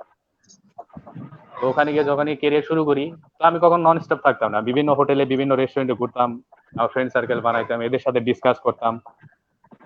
তো এইভাবেই আস্তে আস্তে আস্তে আস্তে নিজেকে আপগ্রেড করি, ডেভেলপ করি। তারপর এক দেশ থেকে আরেক দেশ, এক দেশ থেকে আরেক দেশ, তার দেশান্তরী। আর বর্তমান যুগ হলো টেকনোলজির যুগ। তো আপনি কিচেনে কাজ করতে যাবেন, আপনি কি করেন না করেন এগুলি সব অটোমেটিক্যালি আপনার, ওই যেমন শেফ ড্যানিয়েল বললো যে আপনার সফটওয়্যার জানতে হবে, এটা এক্স্যাক্টলি। আপনি যদি পড়তে লিখতে না পারেন আপনি এই সফটওয়্যার ইউজ করতে পারবেন না। আপনার সমস্ত কিছু এখানেই আছে, আপনি স্ক্যাডুলিং করেন, মেনু করেন, কস্টিং করেন, এ টু জেড, পারচেসিং, রিসিভিং, সব আপনার সফটওয়্যার। এটাকে বলা হয় সফটওয়্যার ম্যানেজমেন্ট। যখন একটা এক্সিকিউটিভ বসে থাকে সে ওই সফটওয়্যার দিয়ে সব কিছু কন্ট্রোল করে। ইভেন আপনি গার্বেজ দেখতে যাবেন, গার্বেজ কতটুকু আছে ওই সফটওয়্যার দিয়ে ইনস্টল করে নিয়ে নেবে। তো এই সমস্ত জিনিস জানতে হলে আপনাকে আরো আপগ্রেড হতে হবে, টেকনোলজি সম্পর্কে জানতে হবে। এখনকার যুগে ছেলে পেলেরা কি করে, ওই দিন ভরে ফেসবুক নিয়ে বসে থাকবো, এগুলো ঠিক না। বইয়ের দেশে কি কি হইতেছে, যেহেতু এই ক্যারিয়ার আসতে হবে, এগুলো নিয়ে একটু রিসার্চ করা দরকার। তো এইভাবে যদি এরা রিসার্চ করে, নিজের ইচ্ছা হলো সব থেকে বড় জিনিস। আপনি এখন পর্যটনে কোর্স করেন, পৃথিবীর যে প্রান্ত থেকে কোর্স করেন, আপনি যে কোনো কিছু করতে পারেন, বাট আপনার যদি নিজের ইচ্ছা না থাকে আপনি কোনোদিনই উপরে লেভেল আসতে পারবেন না। সব থেকে বড় জিনিস হলো ইচ্ছা শক্তি। তো এই জন্য আমি ইয়াং জেনারেশন যারা আছে, নতুন আসতে চাইতেছে, আসতে হবেই, কারণ এটা আমাদের ব্লাডে। বাবুর্চি আমরা যেটা বলি এটা আমাদের ব্লাডে আছে, আমাদের পূর্বপুরুষ থেকে কিন্তু এই ধারাটা চলে আসছে। বর্তমান যুগে হয়তো বা আপনি কিছু পাবেন ব্যাংকে, কিছু অফিসিয়ালি, কিছু আপনার বাইং এ। তার মানে হয়তো বা ধরতে পারেন আপনি 20% মানুষ হয়তো এই সেকশনটা ছেড়ে মুভ করছে আদার সেকশনে, বাট 80% কিন্তু আমরা এখনো এই লাইনেই আছি, কিন্তু আমরা অনেক পিছিয়ে আছি। যেমন ওই যে আপনারা বললেন যে অনেকে চিন্তা করে আমার বাবা মামা কাকা থাকে বাইরে, আমি বিদেশ তো যাবোই। এটা আমি দেখছি অ্যাভেলেবেল। এরা ওই চিন্তা ধারা নিয়েই বসে থাকে। হ্যাঁ, আপনি যাইতে পারেন যখনই কেউ নেয়, কিন্তু আপনার ওই স্যালারি দেখা যায় আপনি বাংলাদেশে 30,000, 20,000 বা 25,000, ম্যাক্সিমাম গেলে আপনি 40,000 পান, আপনি অতি খুশি। কিন্তু আপনি চিন্তা করেন না যে আমাকে নিজেকে একটু আপগ্রেড করা দরকার। এরা বেশিরভাগ কোথায় যাবে? ক্যাটারিং লেভেলে। এক একজন আছে দেখতে গেছে, দেখা গেছে যে ভাত রান্না করতে করতে সে বুড়া হয়ে গেছে, কিন্তু কিছুই জানে না। যখনই বাংলাদেশে আসে, বাংলাদেশে এসে তার হাতে আর চাকরি নাই, সে কাজ জানে না। আর বর্তমানে বাংলাদেশে ছেলেপেলারা অনেক ডেভেলপ হয়ে গেছে, এরা নিজেরা অনেক আপগ্রেড করছে, কারণ এদের জানার অনেক কৌতূহল আছে। তো এই সেটাই জিনিসগুলা একটা। জানতে হলে, বুঝতে হলে আগে নিজের ইচ্ছাটা হলো সব থেকে বড় জিনিস। আপনার যদি ইচ্ছা না আমি থাকে, এখানে আপনার একটু আমি জোর করে আমি কোনো কিছু এখানে একটু করাইতে অ্যাড পারবো না। করি, রঞ্জন, আমি এখানে একটু অ্যাড করি যে এখানে দুইজনকে আমি আসলে খুব কাছে থেকে চিনি, যেটা হচ্ছে লরেন্স কে গমেজ এবং সৌরভ রোমিও রোজারিও।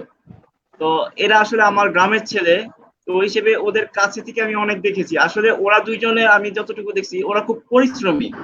যে ওরা আজকে যেমন লরেন্স আজকে শেফ পর্যায়ে আসছে এবং not only chef, say master chef পর্যায়ে। তো ওর কিন্তু পরিশ্রম কিন্তু ওরকে আজকে এখানে নিয়ে আসছে। আমি আমার দিক থেকে আমি দেখছি যে ও পরিশ্রম করছে বলে আজকে আসছে এখানে। আর রোমিওরও আমি দেখছি যে রোমিও কাজের প্রতি খুব শ্রদ্ধাশীল ছিল এবং সেও খুব শেখার যে টেন্ডেন্সি, বিশেষ করে আমার বাড়িতে আমার কাকা ছিল একজন, ডেভিড কাকা, ডেভিড ডি রোজারিও সম্পর্কে আমার কাকা হয়, আমরা একই বাড়ি। তো ডেভিড কাকার কাছে দেখতাম সৌরভকে প্রায়ই আসতো, বিশেষ করে কার্ভিং এর ব্যাপারে। আর কার্ভিং এর ব্যাপারে দেখলাম যে সৌরভের খুব ভালো একটা নলেজ আছে। আর সেটা হচ্ছে আমি ওর কিছু দেখেছি, যেটা হচ্ছে ও কার্ভিং ও তরমুজের উপর ওর বিভিন্ন ওর যে হোটেলে কাজ করে সেই হোটেলের কিছু গেস্টদের ছবি সে ড্রয়িং করছে। এবং এটা কিন্তু কার্ভিং কিন্তু ওয়ান কাইন্ড অফ একটা আর্ট আমি জানি, কারণ আমার বাবাও কিন্তু কার্ভিং করতো। এবং আমার বাবাকেও আমি দেখছি যে চিনি দিয়ে পুতুল তৈরি করতো, তারপরে বরফ কেটে সে হাতি বানাইতো। এই জিনিসগুলো আমি ছোটবেলা থেকে আমি দেখছি যে কার্ভিং এখানে একটা ইম্পর্টেন্ট পার্ট হয়ে আসে শেপের পর্যায়ে। মানে শেফ তো শেফ না, নট অনলি শেফকে একজন ভালো রান্নাও জানতে হবে, তার বর্তমান যুগে তার কম্পিউটার নলেজও থাকতে হবে, তার কার্ভিং কি থাকতে হবে, এবং তাকে ভালো আর্ট জানতে হবে। যে ডিজাইনের উপর সে তার ভালো যে একটা প্রেজেন্টেশন কতটুকু ডিজাইন করলে যে একটা মানুষ, একটা গেস্ট খুশি হবে, সেই জিনিসটা খুব ভালো করে জানতে হবে আর কি। তো আমি কারণ তার সবাইকে বলবো যে প্যাশনেট আসলে হতে হবে, প্যাশন না থাকলে কিছুই হবে না। হ্যাঁ হ্যাঁ থাকতে হবে, রাইট। তার ভিতরে যদি এই জিনিসগুলা গুণগুলা যদি সে যদি তৈরি না করতে পারে, কারণ আমাদের 18 গ্রামে কিছু আমি বর্তমানে এখনো দেখতেছি যে আমার খুব অবাক লাগে যে আমি যেহেতু এই প্রোগ্রামটা লাইভ প্রোগ্রামটা স্কুল ফোরাম থেকে চলতেছে, আমি যে ব্রাদারের কাছ থেকে একটা মেসেজ শুনলাম যে পরীক্ষা না দিয়ে উনি ভিসা পাইছে, উনি চলে যাচ্ছে। ব্রাদার তাকে বললো যে তুমি পরীক্ষাটা দিয়ে যাও, কিন্তু উনি না, আমি তো ভিসা পেয়ে গেছি, আমি তো বিদেশ চলে যাচ্ছি। এতটুকু দুঃখ লাগলো যে এ যদি একটু পরীক্ষাটা দিয়ে বা পড়াশোনার রেজাল্টটা কমপ্লিট করার পরে যদি আরেকটু পরীক্ষা দেওয়ার পর, আমরা জানি যে 3 মাস হাতে একটা ভালো সময় থাকে। এবং ডানিয়েল দা একটা ক্যাটারিং ইনস্টিটিউটের সাথে জড়িত, অনেকে তার সাথে যোগাযোগও করতে পারে এই ব্যাপারে। আমি 3 মাস বসে না থেকে আমরা এই কোর্সটা করে ফেলতে পারি। এবং এই আমি যতটুকু জানি এখনকার catering training A not only রান্না বান্না, আমার মনে হয় সমস্ত কিছু ওভারঅল ফুড হাইজিনিং, তারপর সবকিছুই প্রেজেন্টেশন, সবকিছু শেখানো হয়। তো আমরা যদি প্রপার এডুকেশন নিয়ে যাই তাহলে আমরা অবশ্যই সাকসেস হতে পারবো। তো আমি ঠিক আছে, রঞ্জন দাকে একটু ফ্লোর দিলাম বিস্তারিত বলার জন্য। Thank you. আমি আপনার কাছে আসতাম, আমরা এই সৌরভের কাছ থেকে শেষ করে তারপরে আপনার কাছে আসবো। সৌরভকে আমরা স্বাগত জানাই আজকে লাইভ শোতে। আর আমি জন আসবো, তোমার কাছে আসবো। আমি সৌরভকে স্বাগত জানাই। তো সৌরভ, আজকে আসলে কঠিন আলোচনা হচ্ছে, বুঝতেই পারতেছো। তো তোমার কাছে প্রশ্ন, যেটা তুমি এই কোভিড-19 এই সময়টা কিভাবে সময় কাটাচ্ছ? মানে তোমার সময়টা কিভাবে কাটতেছে এখন? আহ, সবাইকে গুড ইভিনিং। তারপর একটা বিষয় হচ্ছে যে এই জায়গায় সবাই আমার সিনিয়র, এর জন্য আমি চুপ করে কথা শুনতেছিলাম। আর না না, ঠিক বিষয় আছে। না আমি কিছু বলতেছিলাম না, এখানে আমার মাস্টার শেফও আছে, দানিয়েল শেফ, আর ওইখানে রনিদা আছে, আর আপনারা তো আছেনই। সবাইকে শুভ সন্ধ্যা। আর যারা শুনতেছেন, এই প্রোগ্রাম দেখতেছেন, তাদেরকেও শুভ সন্ধ্যা। তো যে প্রশ্নটা আমার রঞ্জন দা করছে, সেটা হইতেছে এইখানের যে পরিস্থিতি সব পৃথিবীর সব প্রান্তেই একই রকম পরিস্থিতি এখন। কিন্তু আমি যে বাহরাইনে রয়েছি, এখানে বাহরাইনে আমাদের যেই সিস্টেম গুলা এখন, অনেকগুলা হোটেল বন্ধ হয়ে গেছে, প্লাস হয়ে গেছে, অনেকগুলার মধ্যে পজ করে রাখছে, কতগুলারে আবার মনে করেন যে স্টাফ গুলারে রাখছে ঠিক আছে, কিন্তু অপারেশন বন্ধ। আবার কিছু আছে টেকেও চলতেছে, যেমন আমার কোম্পানিতে, আমি যে কোম্পানিতে আছি সেই কোম্পানি থেকে, তার মানে হোটেলে, সেখান থেকে শুধুমাত্র টেকওয়ে দেওয়া হইতেছে। তো টেকওয়ে ছাড়া আর কোনো কিছুই নাই। আর ফাইন ডাইনিং এখন কবে খুলবো, ডাইনিং, এইটা ডিপেন্ড করে সরকারের উপরে।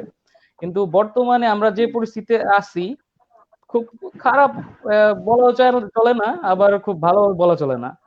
আর অন্য সব যে হোটেলগুলো বন্ধ হয়ে গেছে, সেগুলো আর কি অনেক খারাপ অবস্থা।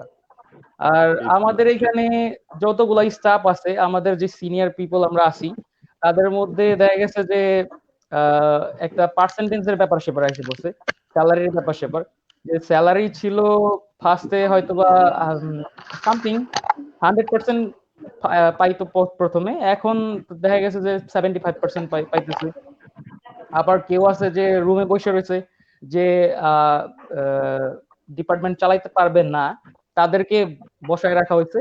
আর যারা সিনিয়র পার্সন, তাদেরকে ডিউটি দেওয়া হয়েছে, তারা পাইতেছে 75%। আর পুরো স্ট্রিক্টলি যে জিনিসগুলো হইতেছে, যে মাস্ক পরার ব্যাপার স্যাপার, মাস্ক না পরলে পরে যে ফাইনের ব্যাপার স্যাপার আছে, পেনাল্টি। তারপর আবার আমাদের অ্যাকোমোডেশন থেকে যে নিয়ে যাওয়া হয়, যে বাসগুলোর মতো সেম যে ওয়ার্ল্ডের মধ্যে যেভাবে হইতেছে, যে 10 জন করে বসার, তো 10 জন করে এইভাবেই চলতেছে। প্লাস আমাদের রুম, যে অ্যাকোমোডেশন আছে, সেই সেই জায়গাগুলোর মধ্যে স্যানিটাইজার, সব রকমের ব্যবস্থা রয়েছে। কিন্তু আমাদের সবকিছুর মিলে ঝিলে যেটা দেখা যায়, যে বিজনেস না হইলে পরে আমাদের রেস্টুরেন্ট গুলো চলতেছে না, আর আমাদের স্যালারি গুলো ওই পেন্ডিং বা কম, বা পার্সেন্টেজের ব্যাপার সেপার আসা পড়তেছে, কম আসা পড়তেছে। যেমন দেখা গেছে যে একজনে হয়তো কমে যাচ্ছে। যে হয়তো 70,000 টাকা 80,000 টাকা বেতন পাইতো, সে এখন পাইতেছে 40,000 বা 50,000 টাকা। তো পার্সেন্টেজ হিসেবে আবার কেউ আছে যে বসেই রয়েছে, তারা শুধুমাত্র কোম্পানি খানার পয়সা দিতেছে বা খানা পাইতেছে, এই আর কি। কিন্তু যদি আমরা এখন করোনা থেকে মুক্তি পাই, তাহলে হয়তো আমাদের হোটেল ফিল্ডটা আরো 6 মাস লাগবে আগের পজিশনে আসতে হলে। কিন্তু বর্তমানে যে পরিস্থিতি, সেইটা দেখা গেছে যে জানি না, একমাত্র উপর আল্লাহ জানে, ঈশ্বরই জানে যে আসলে কবে এটা শেষ হবে। তো শেষ হওয়ার 6 মাস পর হয়তো আমরা আগের বিজনেস আসতে পারবো। এই আর কি আমাদের। তো সৌরভ, আমি তোমাকে, হ্যাঁ বুঝতে পারছি, তুমি যদি একেবারে খুব সংক্ষিপ্তভাবে বলতা যে তোমার ক্যারিয়ারটা কিভাবে বিল্ড আপ করলা, একটু সংক্ষিপ্তভাবে বললে, আমাদের একটু সময় স্বল্পতা আছে, তুমি কিভাবে শুরু করলা এবং কিভাবে এই পর্যায়ে আসলা, জিসটা যদি একটু দর্শকদের উদ্দেশ্যে বল। আসলে আমার অ্যাকচুয়ালি স্টার্টিং হয়েছিল, যে আমি যেটা ওই আমার আঙ্কেল লাগে, প্রতুল, তো উনি বলে গেছে ফার্স্টেই, যে আমি ফার্স্টে শিখতাম, দেখতাম আর কি, জাস্ট ডেভিড আমার নানু লাগে, তো তার কাছ থেকে আমি দেখতাম। তো মাঝে মধ্যে দেখতাম আর বলতাম যে যদি আমি বড় হই, তাহলে হয়তোবা আমি এরকম একটা আর্টিস্ট বা এরকম কিছু হমু, বা কারবার, এই ধরনের কিছু। কিন্তু আসলে ওইভাবে আবার পড়াশোনা যখন করি, তখন ম্যাট্রিক পাসের পরে আবার চিন্তা ভাবনা অন্যরকম চেঞ্জ হয়ে গেল। যে মানুষের অনেক রকম আছে না, ছেলে পেলেদের একটা ট্র্যাক চেঞ্জ হয়ে যায়, তো ওই সময় একটা ট্র্যাক চেঞ্জ হয়ে গেল, চিন্তা করলাম যে না, হোটেল ম্যানেজমেন্ট করে আমি অফিসে কাজ করুম, এইচআর বা অ্যাডমিনে এই সব কিছু করব। তো দেখা গেল যে তখন এক রকমের টেনশন আসলো, আবার ইন্টারমিডিয়েট দিলাম পরে, তখন আবার চিন্তা ভাবনা করলাম যে না, আমার এগোতে হবে তাড়াতাড়ি, কারণ আমি যদি হোটেল ম্যানেজমেন্ট করতে চাই, তাহলে লং প্রসেস, হোটেল ম্যানেজমেন্টের গ্রাজুয়েশন যদি আমি করতে চাই। তারপর আমি চিন্তা করলাম যে না, আমি হোটেল ম্যানেজমেন্ট ডিপ্লোমা করলাম পর্যটন থেকে। ফার্স্টে বান্দর হলি ক্রস থেকে ম্যাট্রিক পরীক্ষা, তারপরে নরডাম থেকে ইন্টারমিডিয়েট, তারপরে ডাইরেক্ট আমি পর্যটনে চলে যাই। তো পর্যটন থেকে কোর্স করে আমি তখন বাইরে বাংলাদেশেও ছিলাম, কিছুদিন কাজ করছি। তারপরে বাংলাদেশে থেকে বাইরে আসলাম দুবাইতে, দুবাই থেকে আর এইভাবে এভাবে চেঞ্জ হয়েছি। তো এই আর কি পরিস্থিতি। কিন্তু আমি একটা জিনিস ফার্স্টে রঞ্জন দাইও বলছে, আর দানিয়েল শেবও বলছে, আর প্লাস রনি দাইও একটা কথা বলছে, তো সেটা শুনতেছিলাম আমি। কিন্তু একটা জিনিস আমি ওইখানে অ্যাড করুম এখন, কিন্তু একটু লেট হয়ে গেল। যেটা হইতেছে যে আমরা সবাই পর্যটন থেকে কোর্স করি, ঠিক আছে, ম্যাট্রিকের পরে বা ইন্টারমিডিয়েটের পরে বা হয়তো বা হোটেল ম্যানেজমেন্ট গ্রাজুয়েশনের পরে। কিন্তু দেখা যায় যে কি আমাদের 18 গ্রামের ছেলেপেলেরা সবাই কি করে, ওই দেখা যায় যে আরে এটা তো পাস করুমি। ওই অজিত গমেশ ছিল, তার মানে অজিত স্যার আমাদের, যে উনি আমাদের খ্রিস্টান লোক, আমি তো পাস করুমি, এত দেখে টেকে লাভ নাই, এরকম আর কি অনেক রকমের এরকম চিন্তা ভাবনা ছিল তাদের।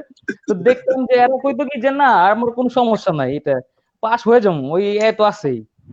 তো এই কারণে দেখা গেছে যে আমার সাথে আমার ফ্রেন্ড কতগুলো আছে যে ওরা এইভাবে কোনো গুরুত্ব দেয় নাই, তো কোনো রকম পাস করে গেছে, তাদের কোনো গ্রেড ছিল না, তার মানে কোনো রকম ডি লেভেলে পাস করে গেছে, ডি গ্রেড যারে কয়। তো ওইভাবে পাস করে যখন বাইরে আসছে, তখন তারা বাংলাদেশেও কাজ করছিল, ফার্স্ট কমিতে ছিল, যখন বাইরের দেশে আসলো কমি 3 দিয়ে দিছে। তাদের কোনো, তার মানে প্রাতিষ্ঠানিক শিক্ষা আছে, সার্টিফিকেট আছে, কিন্তু তাদের কোনো যোগ্যতা নেই। তো আমাদের দক্ষতা নাই, সেটি। এই এই ছেলেপেলেরা যারা এই ট্রেনিং গুলা করতেছে বা করছে বা করবে, তারা খুব সিনসিয়ারলি আমি মনে করি যে ট্রেনিং গুলা করা উচিত, তারপরে বাইরে আসা উচিত। আর লিস্ট ট্রেনিং করে বাইরে আসা একদম ঠিক না, বাংলাদেশে লিস্ট একটা দুইটা হোটেলে লিস্ট জব করে তারপর আসা উচিত। আর আর এইদিকে আরেকটা জিনিস, পর্যটন থেকে অনেক কিছু শিখিয়ে দেয়, কস্ট কন্ট্রোলিং বা কস্ট কন্ট্রোল বা কস্টিং কিভাবে করতে হয়, হ্যাজার্ড, তো সবকিছুই, হ্যাঁ, হাইজিন সব শিখিয়ে দেয়। কিন্তু আমরা সবাই আছি যে শিখি না। দেখা যায় যে এই হাইজিন গুলো যে যেভাবে শিখিয়ে দেয় পর্যটন থেকে, সেগুলো আইসা হয়তো বা আমরা সেম পাইতেছি, একটু বিস্তারিত পাইতেছি বাইরের দেশে। কিন্তু দেখা যায় যে আমাদের ছেলেপেলেরা ওইখানে আবার ফেলও করে অনেক হাইজিন পরীক্ষায়, হাইজিন এক্সাম গুলাতে ফেলও। আর সব আমি তার মানে আমার এতগুলো কথা বলার একটাই উদ্দেশ্য হলো যে আমাদের 18 গ্রামের ছেলেপেলেরা যদি যেই ট্রেনিং করুক বা করতেছে বা করবে, তারা সবাই যেন একটু সিনসিয়ারলি ট্রেনিং গুলো করে। সবচেয়ে বড় কথা কি, মন মানসিকতা পরিবর্তন করতে হবে। অবশ্যই, রাইট রাইট রাইট। একদম রাইট। এর সাথে আমি আরেকটা জিনিস অ্যাড করতে চাই, যে আমাদের সময় যেমন এই ইন্টারনেট ছিল না বা পত্র পত্রিকা ছিল, তাতে তেমন একটা, এখন যেমন পুরা বিশ্বটাই হাতের মুঠোয় ধরতে গেলে তাদের কাছে ইন্টারনেট আছে। যেমন এই কোভিড-19 সময় আমরা যেমন অনেকেই ঘরে বসে রয়েছে, যারা যারা কাজ নাই বা যারা নাকি এই সময় কিছু শিখতে চায় বা কিছু করতে চায়, এখন শিক্ষা সবচেয়ে বেস্ট সময় কিন্তু যেতেছে আমাদের এখন ঘরে বসে শিক্ষা, নিজে নিজে শিক্ষা। যেমন লরেন্সের কথা বলি, ও করতে নিজের চেষ্টায় বিভিন্ন দেশ ঘুরে ইন্টারনেটে নিজের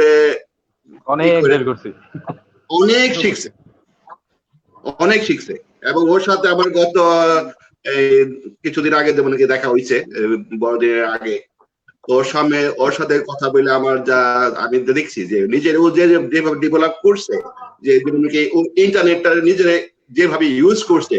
শুধু ইন্টারনেট মানে এই না ফেসবুক চালানো, ইন্টারনেট মানে অনেক কিছু শিখা যায়। আমরা শুধুমাত্র মানসিকভাবে ইন্টারনেট নিয়ে আর বিল দেই, এটা কিন্তু আসলে ইন্টারনেট না।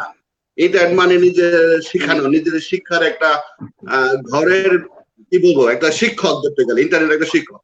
তুমি ইচ্ছা, তোমার যদি কোনো কিছু শিখার আগ্রহ থাকে, তুমি কিন্তু অনেক কিছু শিখতে পারো।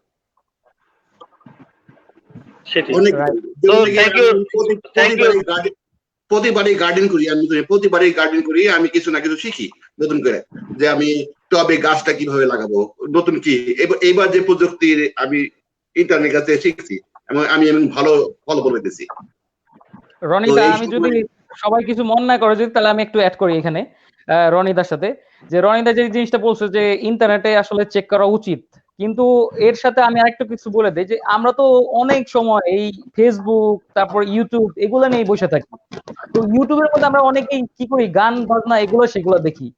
আর আরো কত কিছু বের হয়েছে এখন, গেমস, পাবজি এগুলো অনেক কিছু খেলি। কিন্তু আমার মনে হয় কি এগুলা না খেলে আমাদের যে 18 গ্রামের ছেলেপেলে আছে সবাই যদি আমরা একটু ইউটিউবে গিয়ে একটা ভালো কোনো শেপ দেখি, যে বড় বড় যে এই তো বললাম যে আমি একটা যদি ইউটিউব বা ইন্টারনেট আমি একটা শিক্ষক হিসাবে যদি নেই, যে আমি যদি কোনো কিছু বিষয় আগ্রহ আছে যে আমি শিখতে চাই, যে কেউ যদি কার্পেন্টার হইতে চায় বা কার্পেন্টারের কাজ যদি শিখতে চায় বা ইঞ্জিনিয়ারের কাজ শিখতে চায়, এমনকি আমার নিজের গাড়িতে যদি কোনো সমস্যা হয় আমি কিন্তু দেখি যে আমার সমস্যাটা কোথায়, আমি সার্চ করি, শিখি, এবং পারলে বোধহয় নিজেই আমি কথা বলে চেঞ্জ করি।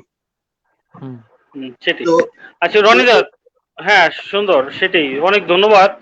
আমি মনে করি যে আপনি এক্স্যাক্টলি একটা ভালো পয়েন্টে আসছেন, যে যেটা নাকি আমাদের লরেন্স ও বলছে যে আমাদের আসলে করতে হবে, গবেষণা করতে হবে, যে এই খাবারটা দেখতে এরকম কিন্তু এর ভিতরের উপাদানগুলা কি, কিভাবে প্রস্তুত করতে হয়, এবং এটা Right. টেকনোলজি ব্যবহার করা একটা সুযোগ আছে। তো আমরা চলে যাচ্ছি জন সি এখন কুইয়ার কাছে। জন সি, বর্তমান যুগ হলো টেকনোলজির যুগ। হ্যাঁ হ্যাঁ, তো জন সি তো কুইয়া, সবকিছু এখন আপনি ইন্টারনেটে দেওয়া জন, আছে, যদি আপনার কোনো প্রশ্ন থাকে আপনি সেখান থেকে বের করতে পারবেন। সেটাই। তো জনকে আমি প্রশ্ন করি যে যে বিষয়টা আসছে এখন আমাদের সামনে, যে আপনি তো একজন আইটি নিয়ে আপনি গবেষণা করেন, তো এই টেকনোলজি আসলে কিভাবে আমরা পজিটিভলি ব্যবহার করতে পারি, এবং এই বিশেষ করে এই শেপ পেশায় টেকনোলজিটা কিভাবে আমাদের কাজে আসতে পারে, আপনি যদি একটু নতুন প্রজন্মের উদ্দেশ্যে এই বিষয়ে যদি একটু গাইডলাইন দেন। জন। এখানে একটা কথা বলতে চাই সবাইকে, আমাকে সবাইকে ধন্যবাদ আমাকে বলার সুযোগ দেওয়ার জন্য। এখন আমরা বিগত সপ্তাহে আমরা একটা শেফদের নিয়ে আমরা একটা আলোচনা করেছিলাম। এখানে ড্যানিয়েল সি গমেজ ছিলেন, আপনিও ছিলেন, রঞ্জন গমেজ। আসলে আমরা তো প্রবলেমটাকে শুধু আলোচনা করতেছি যে আমরা হয়তোবা এক সময় এই পেশাটাকে আমরা লিডিং পর্যায়ে ছিলাম, তো এখন কোন একটা কারণে হয়তো আমরা সেখানে পিছিয়ে যাচ্ছি। মানে সেই কারণটা কি? কারণটা হয়তো আমাদের সেই গুণগত মানটা নাই। সেই গুণগত মানটার কারণটা কি? প্রথম কারণ হচ্ছে, মানে প্রধান মেইন কারণটা এডুকেশন, আর সাথে টেকনোলজি। আমরা এডুকেশনের মধ্যে পিছিয়ে গেলাম, প্লাস টেকনোলজি থেকে আমরা পিছিয়ে গেলাম। তো এখানে একটা কথা আমি বলতে চাই খুব স্ট্রিক্ট ভাবে, আমি এই বিষয়ে কিছু গবেষণা করেছি। মানে আমি অনেক স্টাডি করলাম এটা বিষয়ে, যে বিষয়টা আসলে কি হচ্ছে। মানে আমি এই বিষয়টা আপনাদের শেয়ার করতে চাই। যেমন একটা সময় ছিল, এটা আপনারা বলতে পারবেন, যে এসএসসি পরীক্ষার পরে 3 থেকে 4 মাস সময় থাকতো, মানে একটা অফ টাইম থাকতো, যে মানে কলেজে ভর্তির আগ পর্যন্ত।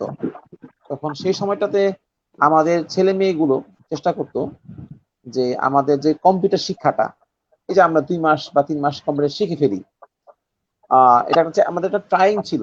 অনেকে শিখতেছিল বা অনেকে কোর্স করতেছিল, যা পরবর্তী পর্যায়ে তাদের বিভিন্ন সেক্টরে কাজে লাগছে, শুধুমাত্র মানে এই সেক্টর না। কিন্তু এখন বিষয়টা উল্টো হয়ে গেছে। এখন আমাদের প্রত্যেকের হাতে মানে টেকনোলজি অ্যাভেলেবল। আমরা সবাই স্মার্টফোন ইউজ করতেছি, খুব দামি দামি গুলা। আমাদের স্মার্টফোন গুলো around 20K, 30K, 40K plus মূল্যের এই স্মার্টফোন গুলো। কিন্তু আমরা মনে করতেছি যে আমরা ফেসবুক ইউজ করতেছি, তো আমরা সব জানি। মানে কার কতগুলো ফ্যান, কার কতগুলো ফ্রেন্ড, কার কতগুলো মানে লাইক, এগুলো হিসাব করতেছি। দেন আমরা চিন্তা ভাবনা করতেছি যে আমাদের এসএসসি পরীক্ষার পরে কম্পিউটার কোর্স করার কোনো প্রয়োজন নাই, আমরা সব জানি, কারণ আমাদের ফেসবুক আছে। এই একটা বিষয়, যেখান থেকে আমরা কি হচ্ছে, আমরা কোনো না কোনো ভাবে কম্পিউটার থেকে সরে যাচ্ছি, যেটা নাকি আমাদের ড্যানিয়েল সি গমেজ বললেন। যে তারপরে রনি গমেজ, জন গমেজ বলছেন, তারপরে সৌরভ বললো, কিংবা লরেন্স বললো, যে অ্যাকচুয়ালি আমাদের কিন্তু যে কোনো ভাবেই হোক এই প্রফেশনে আইটি প্রয়োজন, এটাকে কোনোভাবে অ্যাভয়েড করা সম্ভব না। আর আইটি জ্ঞানটা তখনই আসবে যখন আমি এডুকেশনের মধ্যে পারফেক্ট থাকবো। তো আমার তো এডুকেশন নাই, আর আমরা মনে করতেছি ফেসবুক আছে তো আমার সব আছে, আমার অনেক ফ্রেন্ড আছে, আমার অনেক লাইক আছে। এখান থেকে আমরা পিছিয়ে গেলাম আইটির দিকে। আর সেকেন্ডটা হলো, দাদা, এটা অনেকেই হয়তো বা আমার সাথে দ্বিমত পোষণ করতে পারেন, যে এটা আমার অবজারভেশন থেকে বলতেছি, আমি যেহেতু 16 বছর যাবত টিচিং প্রফেশনে আছি, যে একটা খুব মানে ট্রেন্ড হয়ে গেছে, মানে ট্রেন্ড বলতে কি বলছে, ব্যাড ট্রেন্ড হয়ে গেছে, যে এসএসসি পরীক্ষা কোনোভাবে পাশ করলাম, 2.1 পাশ করলাম, দেন আমার তো ভালো কোনো কলেজে চান্স হলো না। আমি ঢাকা শহরে যে কোনো একটা কলেজে বললাম, যে কোনো কলেজে কোনো মতে পড়াশোনা করলাম, কোনো মতে আমি ইন্টারমিডিয়েট পাশ করলাম। তারপরে আমার এভারেজে দেখা গেছে 10 পয়েন্ট থেকে আমার 6 পয়েন্ট হচ্ছে না, 4.5 পয়েন্ট আন্ডার হয়ে গেল। দেন তো আমার প্রফেশন শেষ। তখন চিন্তা ভাবনা করে যে আমি এটা কোনোভাবে ঢাকা শহরে কোনো একটা রেস্টুরেন্টে কাজটা শিখা, আমার অমুক আছে, আমার মামা আছে, পিসা আছে, বা আঙ্কেল আছে, আমি কোনো মতে ঢাকা যেতে বলা হয়, এটা কিছু একটা হয়ে যাবে, মানে কিছু একটা হয়ে যাবে। মানে আমি আমার জীবনের 1 থেকে শুরু করে 12 পর্যন্ত মূল্যবান ক্লাসগুলোর মধ্যে আমি ব্যাড স্টুডেন্ট ছিলাম।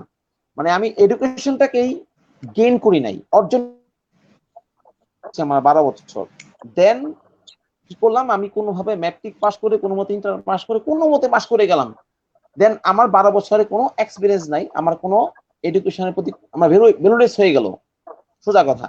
দেন আমি কোনো মতে ঢাকার কোনো ফ্রেন্ড সাইকেলের কারোর মাধ্যমে কোনোভাবে মানে একটা রেস্টুরেন্টে কাজ করলাম। তারপরে যেটা বললো যে আমার শেখার তো কোনো আগ্রহ নাই, আমি কোনো মতে বেরিয়ে যেতে পারলাম হয়। আর এখানে আরেকটা কথা, খুব মূল্যবান কথা বলছেন এখানে রনি জোসেফ ছিলেন, এবং সৌরভ বলছে যে আসলে সত্যি ইউটিউব থেকে আমরা কি দেখতেছি, নাটক, গান ইত্যাদি, অথচ আমরা যখন ফ্রেন্ড সাইকেল, একটা ফ্রেন্ড যখন ঢাকা থেকে আসতেছে বা বিদেশ থেকে একটা কোনোটা কর্মযজ্ঞ থেকে ফেরত আসতেছে, তার সাথে আমরা কি শেয়ার করতেছি, যে ভাই তুমি কি কাজ করতেছো, আমার সাথে শেয়ার করো, তুমি কি প্রবলেম, এটা না করে আমরা তো অন্য কিছু করতেছি যেটা নাকি বলার মতো কোনো ভাষা রাখে না। সো এই জন্য আমাদের বিষয়গুলো খুব পিছিয়ে যাচ্ছে। আমি যারা নাকি আমাদের অন্যান্য যে সমস্ত ধর্মনির্মী মানুষ আছে, তাদের সাথে আমি কিছু এই বিষয়ে ডিসকাস করেছি। তারাও, আমার যেমন আরেকটা মানুষকে চিনি, উনি বাংলাদেশ বিমানে কাজ করেন, উনি ওখানে উনি এই ক্যারিয়ারে আছেন। তো উনি আমার সাথে শেয়ার করে একটা কথা আমাকে বলছে, যে আপনাদের বর্তমান যে জেনারেশনের ছেলে মেয়েগুলা, যারা ছেলেগুলো যারা নাকি এই প্রফেশনে আসতে চাচ্ছে, তারা প্রফেশনাল না, তারা মানে কি বলবো, থার্ড ওয়েতে আসতে চায়। মানে আমার কাকা আছে, আমার মামা আছে, আমার অমুক আছে, মানে তাদের যে নিজের যোগ্যতা দিয়ে আসতে চাচ্ছে না, তারা চাচ্ছে যে অমুকের মাধ্যমে আসবো, তমুকের মাধ্যমে আসবো। মানে তাদের যে নিজস্ব কি, এখন একটা প্রতিষ্ঠান, একটা হোটেল বা ঠিক আছে, বা একটা প্রতিষ্ঠান, এগুলো কিন্তু একটা প্রতিষ্ঠান, তারা কিন্তু তোমার যোগ্যতা দেখবে এবং সেই যোগ্যতার উপর বেস করে স্যালারি দিবে তোমাকে। তো তোমার কাকা, মামা, চাচা ইত্যাদি অমুক আছে, আমার ভাই আছে, যেমন আমি সাম্প্রতিক বেশ কিছু তথ্য আমার কাছে আছে যে অনেকেই কিন্তু বিদেশ থেকে ফেরত আসছে শুধুমাত্র যোগ্যতার অভাবের জন্য, অথচ তারা কিন্তু হিউজ অ্যামাউন্ট লোন নিয়ে তারা বিদেশ চলে গেল। দেন কি হলো, তাদের এডুকেশন নাই, তাদের আইটির জ্ঞানটা নাই, তারা শর্ট টার্ম একটা ঢাকা শহরের যে কোনো একটা এক্সপিরিয়েন্স গ্যাদার করে চলে গেল, মামা, চাচা ইত্যাদি। বাট কি হলো, এখানে তার যে একটা ড্যামেজ হয়ে গেল, প্লাস যে তাকে সাপোর্ট করলো, যে তাকে রেফারেন্স করলো, তারও কিন্তু একটা বড় ধরনের একটা মানে কি বলবো, তাকে একটা গুড উইলের মধ্যে হ্যাম্পার তৈরি হয়ে গেল, যে আমি তাকে নিয়ে আসলাম আমার রেফারেন্সে, এখন তো আমার একটা সমস্যা হয়ে গেল। যেন আসলে আমাদের প্রবলেম গুলো, আমাদের সলভের ওয়ে গুলো এখন আমার মনে হয় খোঁজা দরকার, যে সময়টা মনে অনেক অতিবাহিত হয়ে গেল। যে এই বিষয়ে যেমন অনেক আছে, যে অনেক আমার সাথে দ্বিমত পোষণ করতে পারে। আমরা জনকে ধন্যবাদ জানাই। হ্যাঁ জন, তোমাকে ধন্যবাদ জানাই, তুমি সুন্দর মতামত দিয়েছো। আমরা মনে হয় চার্লসের কাছে যাব। আমরা চার্লসকে একটু সংক্ষিপ্তভাবে বলার জন্য অনুরোধ করি যে এই যে 8গ্রাম পেজ এবং 8গ্রাম পেজ আপনি তৈরি করলেন এবং 8গ্রাম মানুষদের সংগঠিত করলেন, এবং একটু আপনি সংক্ষিপ্তভাবে বলতে যদি বলেন সবাইকে যে এই 8গ্রামের প্রতি আপনার যে একটা ভালোবাসা এবং সবাইকে সংগঠিত করলেন, মানে এটা আপনার মূলত কিভাবে এই আইডিয়াটা আপনার মাথায় আসলো এবং কিভাবে আপনি এই কাজটা আপনি অর্গানাইজ করলেন, যদি দর্শকদের উদ্দেশ্যে একটু সংক্ষিপ্তভাবে বলেন। আচ্ছা, ধন্যবাদ রঞ্জন বিষয়টা একটু ই করার জন্য। তো আমি প্রথমে একটু বলি যে আসলে 8গ্রাম পেজ তৈরি করার মূল উদ্দেশ্য প্রথম ছিল যেটা হচ্ছে আমাদের এলাকার মানুষকে একত্রিত করার একটা প্ল্যাটফর্ম তৈরি করা। যেহেতু আমি আইটি প্রফেশনে আছি, তো তো আমি আসলে আইটি প্রফেশনে আছি 2001 থেকে, অনেক বছর। প্রথমে ডাটা সলিউশন থেকে, তারপর আস্তে আস্তে এখন হোমবাউন্ড প্যাকার্স এন্ড শিপার্স এ আইটি ডিপার্টমেন্টে আছি।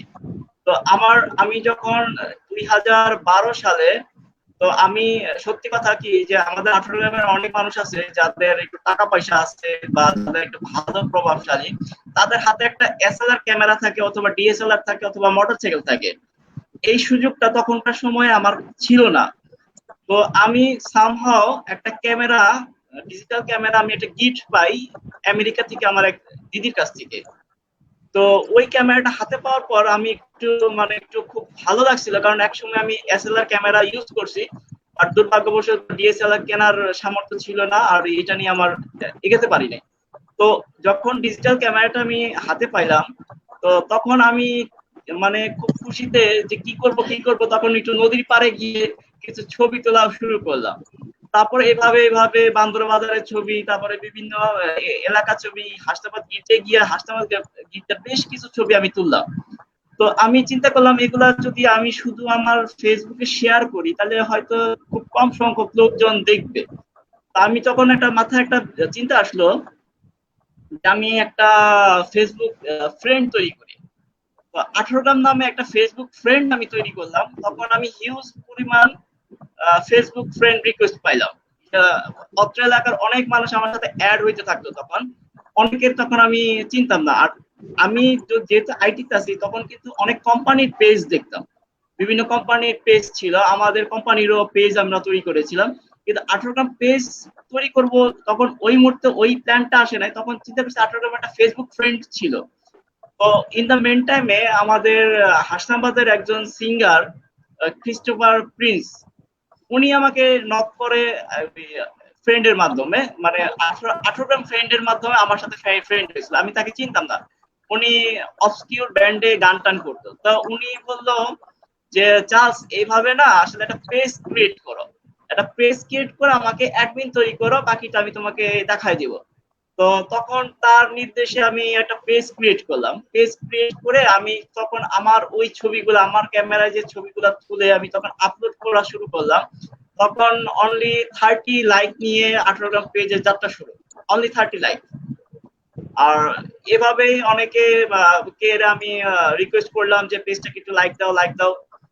মূলত প্রিন্স দা আমাকে অনেক হেল্প করছে এই ব্যাপারে, যে চার্লস, কারণ প্রিন্স দাও কিন্তু তার ব্যাকগ্রাউন্ড কিন্তু আইটি ছিল, সে মিউজিক প্লাস সে এশিয়ান রেডিওতে আইটি ছিল। তার সাথে আমি যোগাযোগ করলাম, তার অফিসে গেলাম যে কিভাবে পেজটাকে আরো করা যায়, আরেকটু প্রমোট করা যায়। তো আমরা দুজন মিলে এই পেজটাকে প্রমোট করতে লাগলাম। তো প্রমোট করতে করতে করতে দেখলাম যে 1000, 2000, 3000, এখন নিয়ার 9000 কাছাকাছি, 8000 প্লাস আমি জানি এই পেজের লাইক।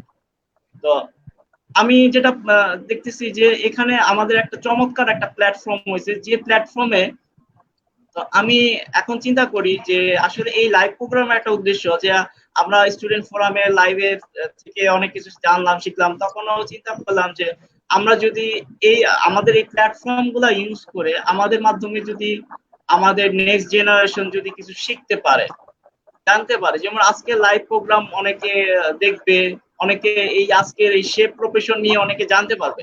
তো এখন মূলত উদ্দেশ্য একটাই যে আমরা আমাদের এই প্ল্যাটফর্ম, ডিজিটাল প্ল্যাটফর্মের মাধ্যমে আমরা এটাকে সুন্দরভাবে করতে পারি, পরিচালনা করতে পারি, যেটা আমাদের নেক্সট জেনারেশনের জন্য উপকৃত হবে।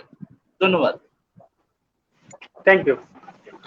আমি আরেকটা ব্যানারে বলি, যেটা আমাদের বান্দরা হোলি ক্রস স্টুডেন্ট ফোরামের আমাদের একটা পেজ আমরা করেছি, এবং সেখানে আমরা একটা ক্যাবিনেট করেছি। সেটা একটা বড় ক্যাবিনেট, এখন 9 সদস্য বিশিষ্ট একটা ক্যাবিনেট আছে, এবং আমাদের প্রায় 100 কাউন্সিলর বডি রয়েছে, উপদেষ্টা রয়েছেন, এলাকার গণ্যমান্য মানুষ, এবং আমাদের প্রায় বর্তমানে 60 থেকে 70 হাজার ফলোয়ার্স, এবং এলাকার সবচেয়ে জনপ্রিয় একটা পেজ।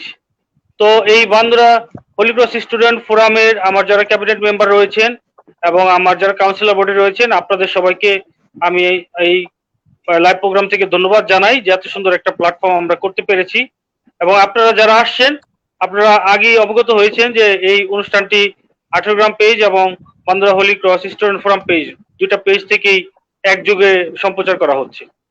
তো আমি শেষ পর্যায়ে চলে আসছি, যেহেতু প্রায় আমরা 1 ঘন্টা 20 মিনিট লাইভ করেছি, এবং এই লাইভটা আমি আশা করি যে এলাকার মানুষের যারা উদীয়মান যুবক এবং যারা এই প্রফেশনে আসতে চাচ্ছে তাদের অত্যন্ত কাজে লাগবে, তারা যদি মনোযোগ দিয়ে দেখে থাকে। আমাদের যে জিনিসটা সমস্যা হয়, আমরা সবকিছু হেসে উড়াই দেওয়ার চেষ্টা করি।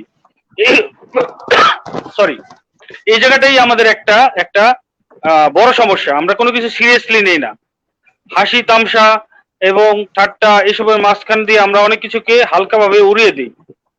সুতরাং এই অনুষ্ঠানটা যদি আপনারা মনোযোগ দিয়ে দেখে থাকেন, আমি মনে করি এটা আপনাদের জন্য অত্যন্ত একটা বড় গাইডলাইন, যেটা নাকি আপনারা জীবনে লাখ টাকা দিয়েও কিনতে পারবেন না। কারণ এখানে মোস্ট সিনিয়র এবং মিডিল এবং জুনিয়র সমস্ত শ্রেণীর লোকদের নিয়ে কিন্তু আমরা এই লাইভটা করেছি, এবং সবার জীবনের অভিজ্ঞতা আপনারা শুনেছেন।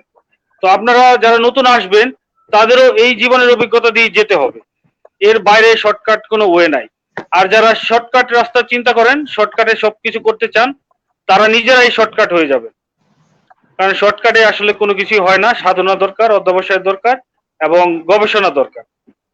আমি এই অনুষ্ঠানটাকে যদি সামারাইজ করে নিয়ে আসি, তার আগে আমি একটা কথা ভিউয়ার্সদের বলতে চাই, আপনারা যারা দেশে এবং দেশের বাইরে আছেন, আমাদের এই অনুষ্ঠানটা, আমাদের একটা ইউটিউব চ্যানেল রয়েছে। সেই ইউটিউব চ্যানেলে বান্দরা হোলি ক্রস স্টুডেন্ট ফোরাম নামে ইউটিউব চ্যানেল রয়েছে। সেই ইউটিউব চ্যানেলে আপনারা আপনাদের স্মার্ট টিভিতে আপনারা পরিবার সহ দেখতে পাবেন। আপনারা আপনাদের পরিবার সহ আপনাদের ড্রয়িং রুমে স্মার্ট টিভিতে এই অনুষ্ঠান এবং আমাদের বান্দরা হোলি ক্রস স্টুডেন্ট ফোরামের যাবতীয় অনুষ্ঠান আপনারা স্মার্ট টিভিতে ইউটিউব চ্যানেলের মাধ্যমে আপনারা দেখতে পারবেন। আপনাদেরকে সেই অনুষ্ঠান দেখার জন্য আমন্ত্রণ জানাই। তো ড্যানিয়েল সি গমেজ, বিশেষ করে আপনার কাছে আসি, আমরা আপনার কাছে অনেক আশা রাখি। আপনি হচ্ছেন একজন উজ্জ্বল নক্ষত্র এলাকার। আমরা যদি অনুষ্ঠানটাকে সামারাইজ করে নিয়ে আসি, তাতে আমরা বুঝতে পারি আমাদের দুইটা জিনিস এখন দরকার। একটা হচ্ছে যে একটা ক্যাটারিং সার্ভিস, যেটা বান্দরা বা বলতে সেন্ট্রাল একটা জায়গায় আসলে হওয়া দরকার। আরেকটা যেটা আমার এই অনুষ্ঠান করতে করতে মনে আসছে, যদিও আমি এই ক্যাটারিং বা শেফ লাইনের লোক না, তবে আপনাদের যেটা মনে হয় যে আপনাদের একটা ক্লাব করা দরকার, ক্যাটারিং লাভার্স ক্লাব বা শেফ ক্লাব বা কিছু একটা ক্লাব করা দরকার, যেখানে আপনারা কানেক্টেড হতে পারেন, ভিজুয়ালি কানেক্টেড, ফিজিক্যালি না। কারণ ফিজিক্যালি এখন আসলে কানেক্টেড হওয়ার কোনো সুযোগ নাই। সেখানে ভিজুয়ালি আপনারা কানেক্টেড হতে পারেন, সেখানে আপনারা ভিজুয়ালি ডিসকাস করতে পারেন, আপনাদের কমিটি করতে পারেন, আপনারা জুমের মাধ্যমে মিটিং করতে পারেন। আপনারা মনে হয় যে একটা সংগঠিত ভাবে আপনারা একটা উদ্যোগ নিতে পারেন, এবং যেটা নাকি এলাকার মানুষের জন্য অনেক বড় একটা কাজ হবে। এবং সেই ফোরাম বা সেই ক্যাবিনেট বা সেই ক্লাবের মাধ্যমে আপনারা ছোট ছোট কিছু রান্নার অনুষ্ঠানও আপনারা করতে পারেন লাইভ, যেটা অনেক ভিউয়ার্সরা বা যারা এই লাইনে আসতে চায় তারা দেখে অনেক কিছু শিখতে পারবে। এবং আমরাও মনে করি যে বান্দরা হোলি ক্রস স্টুডেন্ট ফোরামও আমরা ড্যানিয়েল সি গমেজকে আমরা আমন্ত্রণ জানাবো যে আপনি যদি কয়েকটা লাইভ করেন আমাদের সাথে, বিশেষ করে রান্নার অনুষ্ঠান সহ, আপনার কিচেন সহ, আপনি কবে এটা করতে পারবেন আমাদেরকে জানাবেন। আপনি এবং আপনার সহকর্মী যারা আছে, আমরা এটা এপিসোড 1, 2, 3, 4 এভাবে আমরা সম্প্রচার করব।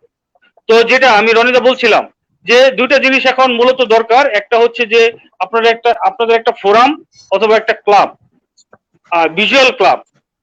আরেকটা হচ্ছে যে একটা বান্দরা এলাকায় একটা ক্যাটারিং সার্ভিস। এই দুইটা বিষয় নিয়ে একটু যদি ড্যানিয়েল সি গমেজ প্রথমে বলেন, তারপরে রনিদা যদি বলেন।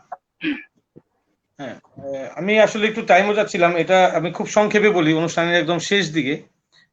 আমি আবারও গত পর্বে আমি বলেছিলাম একটা বিষয়, কারণ 18 গ্রামের পেজ আর হোলি ক্রস স্কুলের পেজ, আমি হোলি ক্রস স্কুলের স্টুডেন্ট, 18 গ্রাম আমার নিজেদের বাড়ি।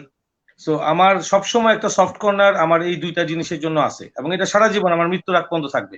আমি বাংলাদেশে গত 11 বছর ধরে একটা ইনস্টিটিউটকে রান করছি, যে ইনস্টিটিউটটা বাংলাদেশের লাস্ট ইয়ার পর্যন্ত নাম্বার 1-এ চলে গেছে। কারণ আমি ওভাবে এটাকে লালন পালন করেছি যেন ইন্টারন্যাশনাল লেভেলে আজকে রনি ভাই যেখানে কাজ করছে, লরেন্স যেখানে কাজ করছে, সেই কাজের যে স্ট্যান্ডার্ড, ওই ইন্টারন্যাশনাল যে স্ট্যান্ডার্ড, সেই স্ট্যান্ডার্ড গুলোকে আমি আমার ইনস্টিটিউটে নিয়ে আসি। কারণ আমি জানি যে আমার দেশ থেকে নেক্সটে যে বিদেশে যাবে, সে ওখানে গিয়ে যেন প্রপার এডুকেশনটা শো করে তার পজিশনটাকে এক্সিকিউটিভ শেপ লেভেল পর্যন্ত নিয়ে যেতে পারে। তার সাথে যেন কেউ নেগলেন্সি না দেখায় যে তুমি কোর্স করে আসো নাই বা তুমি জানো না। তো এই এডুকেশনটা আমি এই দুইটা আপনাদের 18 গ্রামের পেজ এবং হোলি ক্রসের পেজ থেকে যখন আজকে লাইভে যাচ্ছি, সবার জন্যই আমি একটা ঘোষণা এটা করতে চাই যে আমার এলাকার ছেলে পেলেদের জন্য যদি তারা আমার ইনস্টিটিউটে এসে শিখতে চায়, দে আর 100% ওয়েলকাম। আমি আসলে আমার পুরো প্যানেল নিয়ে, আমার যে ফ্যাকাল্টি টিচার্স, আমার এক্সপিরিয়েন্স শেফ, আমরা কথায় কথায় বলছিলাম, সৌরভ বলছিল, রনি ভাইও বলছিল, আমি নিজেও স্বীকার করি, অজিত গমেজ, আমরা নামটা নিয়েছি আজকে লাইভে অনেকবার। অজিত গমেজ হচ্ছেন পর্যটন কর্পোরেশনের ওই আমলের সবচেয়ে বড় প্রফেশনাল একজন শেফ। আজকের পর্যটন থেকে বের হওয়া স্টুডেন্ট আর ওই সময়ের পর্যটন থেকে বের হওয়া স্টুডেন্টের মধ্যে আকাশ পাতাল তফাৎ। একজন প্রফেশনাল শেফের হাতে, আমরা লাইভে যে কয়জন আছে এর মধ্যে আমরা ম্যাক্সিমাম মানুষ এই অজিত গমেজের হাতেই কাজ শিখছি। ওনার হাতে কাজ শিখছি, ওই 6 মাসের কোর্সই আমাদের জীবনে কিন্তু অনেক বেশি সাফল্য এনে দিছে আমাদের।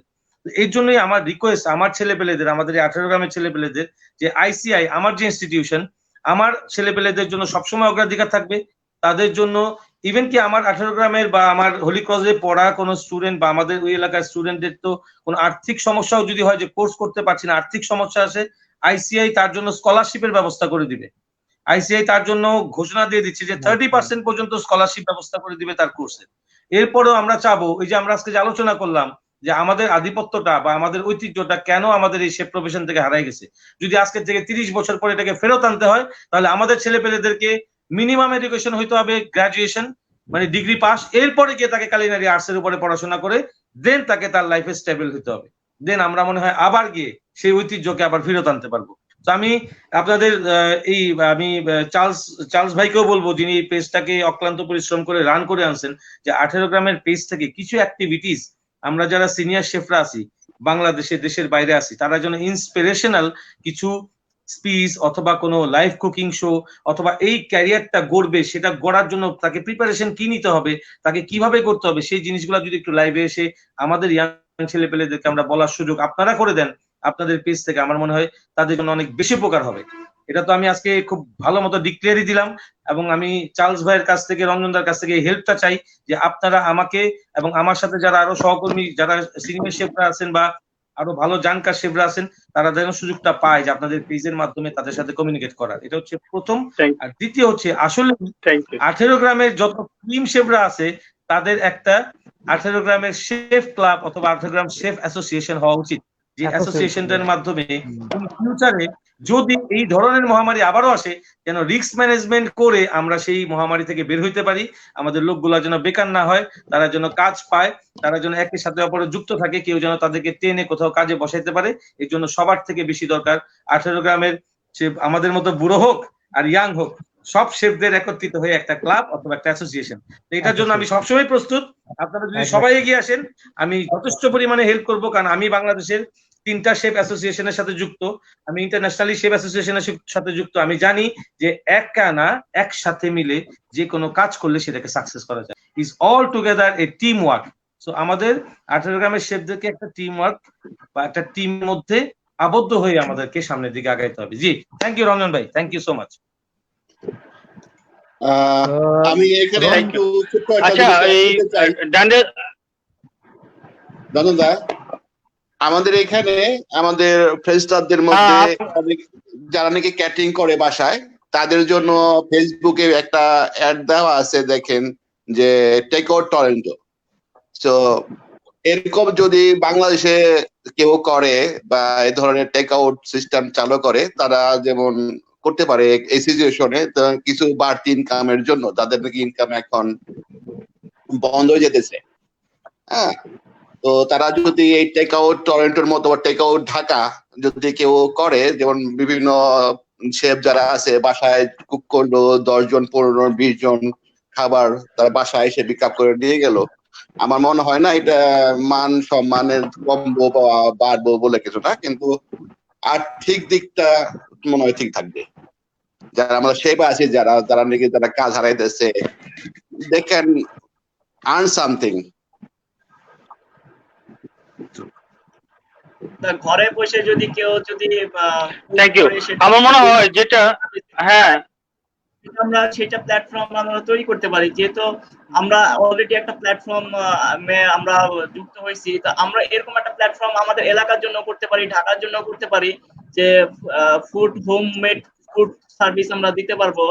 আমরা ডেলিভারির কাজগুলা আমরা নিতে পারলাম। আমরা আমাদের যারা যারা শেফ আছে তারা যদি ঘরে বসে আমাদেরকে সার্ভিস দেয়, আমরা সেটার একটা দায়িত্ব নিলাম। বিভিন্ন অফিস গুলাতে আমরা দায়িত্ব নিতে পারি। এখন তো যেহেতু কোভিড এর কারণে অনেক কিছু বন্ধ আছে, সেই ক্ষেত্রে আমরা এই সার্ভিস গুলো আমরা অনলাইন প্ল্যাটফর্মে তুলে ধরতে পারি। আচ্ছা, ধন্যবাদ চার্লস। আর জন, আমি কি হ্যাঁ প্লিজ, জন তুমি কি এই মেসেজগুলো কি পড়তে পারবা শর্টলি? কারণ আমাদের অনেক অনেক মেসেজ আসছে, এগুলা একটু শর্টকাটে পড়ে যাও তাড়াতাড়ি। হ্যাঁ, এখানে যেমন রিশার্ড কমেজ বলছে যে অসীম কমেজ বলছে good to see you all. তারপরে এখানে বলছে তেমন এখানে কেউ ইম্পর্টেন্ট কিছু লেখে নাই, মানে সবাই তেমন কেউ কোশ্চেন করে লেখে নাই, তেমন একটা আচ্ছা লেখে নাই। আচ্ছা, আমি একটু নামগুলো পড়ে যাচ্ছি পটাপট। এমডি হিমেল বলেছে ভাই সবাই ভালো আছেন। মোহাম্মদ রাজা মিয়া লিখেছেন আমি দেখছি। চার্লস ডডি সরকার ডডি, চার্লস ঢাকা থেকে দেখছি। Suruj Alam watching. Glen Alex Rozario খুব ভালো লাগছে। রনি গমেজ খুব ভালো বলছে। Richard Gomes very good programme. Shilpi Gomes Majumdar আমি অস্ট্রেলিয়া থেকে দেখছি, আপনাদের অনুষ্ঠান ভালো লাগছে। তারপর Kingsley Gomes, hello chef Daniel da, I am Kingsley Gomes, how are you? I am fine. তারপর এখানে আছে সানি বলছে আপনারা সবাই ভালো আছেন। কুকন কুরায়া বলছে একটা সময় ছিল যখন ঢাকার সবকটি 5 তারা হোটেলে 18 গ্রাম শেফ কুকদের একগুচ্ছ আধিপত্য ছিল, এখন সেই অবস্থা নেই। তারপর এখানে Karen Michelle Dias, well said দাদা chef Daniel Gomes. Richard Gomes good programme. Richard Gomes good to see you. তারপরে আসছে প্রণতি এল পিউরিফিকেশন, আমাদের জন্য যদি একটু কাজের সুযোগ করে দেন। মিল্টন, অমল মিল্টন, মানুষ যখন কোনো সমস্যা বিপদে আসে একমাত্র ঈশ্বরই মানুষকে রক্ষা করে। এর মধ্যে এই কোভিড-19 এর সময় অনেক লোক চাকরি হারাচ্ছে, আমরা তবুও কেন শুধু এই সময়ে আমরা সবার জন্য দোয়া রাখি এবং হোটেল লাইনে যারা কাজ করছেন তাদের জন্য দোয়া রাখি, এবং অন্যান্য সেক্টরেও অনেকে চাকরি হারাচ্ছেন তাদের ব্যাপারেও যাতে আমরা মনোযোগ দিই। তো সে একটা বিশাল একটা মতামত দিয়েছে। তো এই ছিল আমাদের মোটামুটি দর্শকদের ভিউজ। তো আমার মনে হয় যে চার্লস শেষ করলে ভালো। তো আমি শেষ কথা ড্যানিয়েল গমেজের কাছে শুনতে চাই। একটু সময় নেই। হ্যাঁ হ্যাঁ, একটা মিনিট, আমি শুধু এই একটা সামারাইজ করি, যেটা এই যে শেফ ক্লাব বা শেফ অ্যাসোসিয়েশন বা ক্যাটারিং অ্যাসোসিয়েশন এটা করতে চাচ্ছেন, এখন বিড়ালের গলায় ঘন্টা বাঁধবে কে? এই উদ্যোগটা কে নিবে? আপনি নিবেন? আপনি আগে আসেন প্লিজ।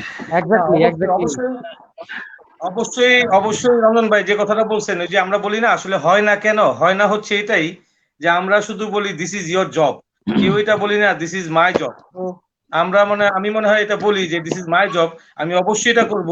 আপনারা সবাই আমার সাথে এগিয়ে আসেন এবং চার্লস আমাকে এই পেজটা বানাতে সাহায্য করবে এবং খুব শীঘ্রই আমরা এই পেজটাকে ওপেন করে দিয়ে আমরা ওয়েট করব যে আমাদের এখানে কয়জন লাইক হলো, কয়জন মেম্বার হলো, এরপরে আমরা আমাদের কার্যক্রম শুরু করা। যেমন আমি বলেছিলাম যে আমাদের সিবি ব্যাংক হওয়া সবচেয়ে বেশি দরকার।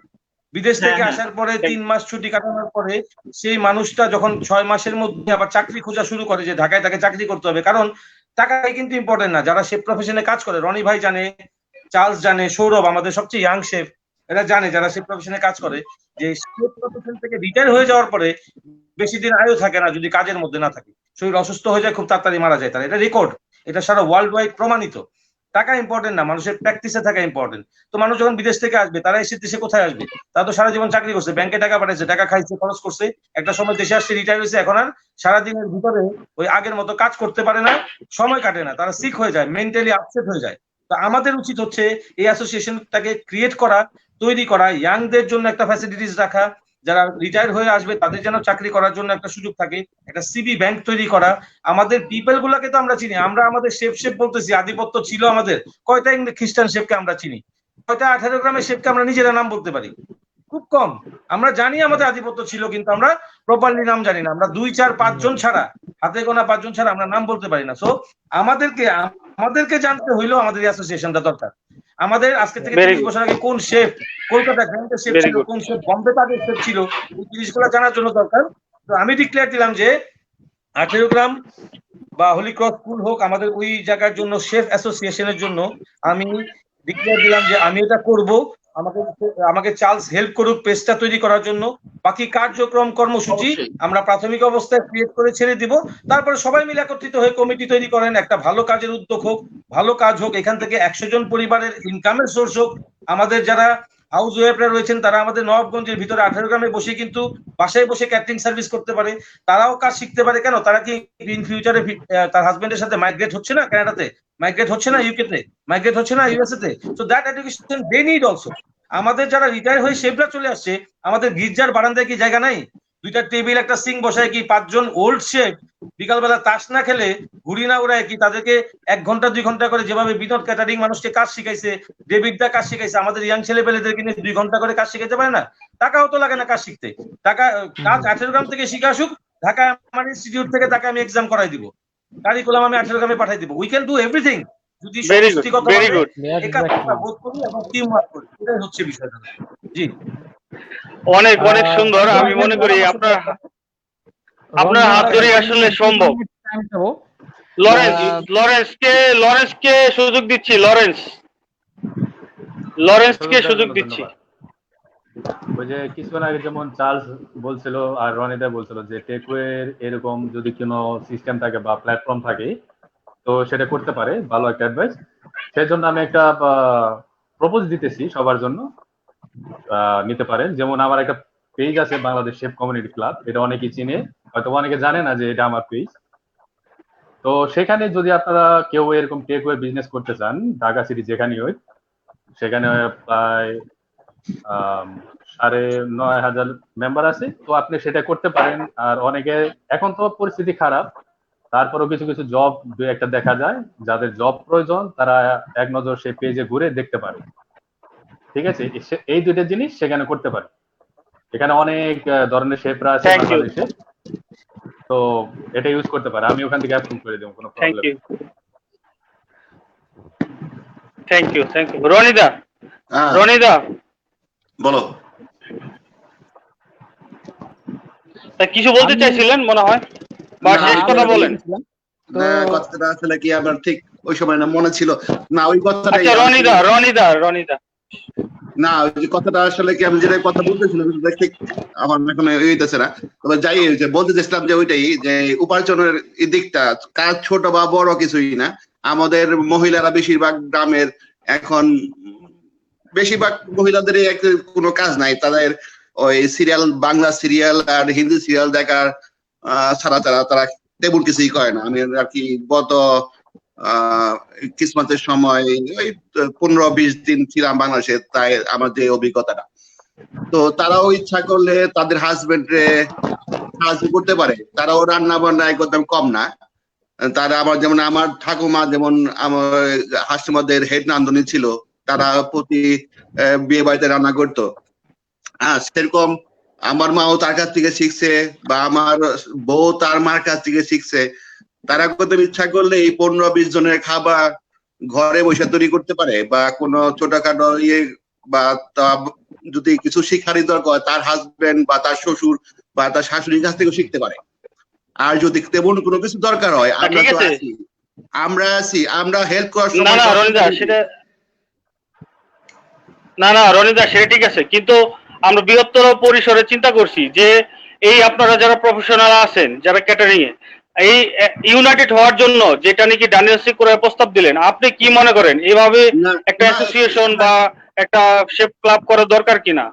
না, এটা আসলে দরকার, কারণ আমরা ওই ডানিয়েল যেটা বললো যে আমরা কোথাও জানি না আমাদের কে কোথায় আছে। আসলে যেমন কি আমাদের টরন্টোতে আমরা কিন্তু বাঙালিরা এই প্রত্যেকটা হোটেলের আধিপত্য বিস্তার করে আসি ধরতে গেলে 95% উই আর হোল্ডেড, ঠিক আছে। কিন্তু অনেকেই জানে না কিন্তু আমাদের পরিচয় বা বা আমরা অনেকে জানি না যে কে কোথায় কাজ করতেছে। হ্যাঁ, কিন্তু সবাই ভালো পজিশনে কাজ করতেছে, অনেকে আছে, অনেকে রেস্টুরেন্টের হেড শেফ এই ধরনের সবাই আছে। তো আসলে এটা করা দরকার, তাতে মানুষ জানবো বা মানুষ শিখবো। আর তো বললামই আমরা শেখানোর জন্য সবসময় প্রস্তুত। যদি কেউ কিছু শিখতে চায় বা কিছু না জানে আমাদের কাছে জানতে চায়, আমরা সবসময় তাদের শেখানোর জন্য প্রস্তুত। তা আপনি ডান্ডেল সি গমেজের মতো বলেন, আপনি কানাডাতে কয়জনকে চাকরি দিতে পারবেন বলেন? আমি আমি সত্যি কথাই, আমি যদি যদি কোনো মানুষের হেল্পের দরকার হয় বা কানাডাতে কেউ আইসা যদি বলে যে আমার চাকরি দরকার আছে, within 1 week I can give the job. যে এইটুকু আমার পরিচিতি ভেরি আছে, good, very good, thank you. এইটুকু আমরা তার মানে কি এইটুকু আমাদের টরন্টোতে বা আমাদের জিটিএ বলো যেটুক পরিচিত আমার আছে বা আমার বন্ধু বান্ধব বা এই লাইনে যারা আছে, যে আমি I can do that. Thank you, thank you. আমরা সৌরভের কাছে চলে যাই, আমাদের সবচাইতে সুপারস্টার ইয়াংয়েস্ট শেফ। সৌরভ, 1 মিনিটে যদি আমরা শেষ করি, 1 মিনিটে শেষ করতে ধন্যবাদ হবে। রঞ্জন দা। আমি 1 মিনিটেই শেষ করতে চাইতেছি। আর কতগুলা পয়েন্ট আমি নিয়ে রাখছিলাম ফার্স্ট থেকে, তো এগুলা আমি এখন 1 মিনিটের বলার চেষ্টা করব। তো ঘটনা হচ্ছে যে এখানে সব সিনিয়র লোক অনেক অ্যাডভাইস দিছে আর হয়তোবা গুছিয়ে বলছে, কিন্তু অনেকে হয়তোবা এটা সংক্ষেপে আমি আনতে চাইতেছি। আর প্লাস আমি আরেকটা জিনিস অ্যাড করতে চাইতেছি যে আমি প্রথমে অগ্রদূত ছাত্র সংগঠনের সাধারণ সম্পাদক ছিলাম, তখন আমি অনেকবার চেষ্টা করছি যে গাইডলাইনের ব্যবস্থা। এইটার মধ্যে আমি মনে করি চার্লস মানে আঙ্কেল, তো উনারে আমি বলতে চাইতেছি যে এটা খুব একটা ভালো একটা উদ্যোগ নিছে যে এই পেজের জন্য। আর এই অনুষ্ঠানটা, এই যে রঞ্জন দা কিছুক্ষণ আগে যেটা বললো যে এটা খুব ভালো একটা গাইডলাইনের জন্য এই ভিডিওটা কাজ লাগবে। তো সেই ক্ষেত্রে আমি ছোট্টভাবে বলতেছি যে কোভিড-19 এর পরিস্থিতি, এখন ট্যুরিজমের পরিস্থিতি আর হলো ভবিষ্যতে কি হইব, তো এই মূল মন্ত্রটা ছিল আমাদের আর কি, টপিকটা ছিল। তো এই বিষয়ে আমি ছোট্ট করে বলতেছি যে আমরা যে এই প্রফেশনে আসতে চাইতেছি, যারা আমরা এই প্রফেশনে আসবো বা চিন্তা করতেছি, তারা আমার মনে হয় যে এখন থেকে যেই চিন্তা বা প্ল্যানটা রাখা উচিত যে ম্যাট্রিক পরীক্ষা দিয়ে আমরা যদি এই কোর্স করতে চাই, যেমন শেবের আছে, ডানিয়েল শেবের যে প্রতিষ্ঠান আছে, সেই প্রতিষ্ঠানেও যাইতে পারি, এটা একটা বেস্ট বাংলাদেশের মধ্যে প্রতিষ্ঠান। আরেকটা আছে পর্যটন। আর যদি ইন্টারমিডিয়েট কমপ্লিট করতে চাই, তো এগুলা করার পরে বা অনার্স যারা কয় হোটেল ম্যানেজমেন্টে ডিপ্লোমা বা গ্রাজুয়েশন করে তারপর যদি চলে যেতে চাই, কিন্তু এই শেপ কোর্সটা মাস্ট বি করা উচিত 6 মাসের, অ্যাটলিস্ট 3 মাসের তো ভালো হইব না অতটা, কিন্তু 6 মাসের কোর্স এই ডানেল শেপের যেটা আছে আর পর্যটন আছে, এইটাই বাংলাদেশের মধ্যে স্বনামধন্য প্রতিষ্ঠান দুইটা, এটা করতে পারে। কিন্তু তারপরে আমি অ্যাডভাইস দেবো যে একটা ছোট্ট করে একটা ডিপ্লোমা কোর্স, কম্পিউটারের ডিপ্লোমা কোর্স করা উচিত, যেটা আমাদের এই কেরিয়ারে কাজে লাগবে।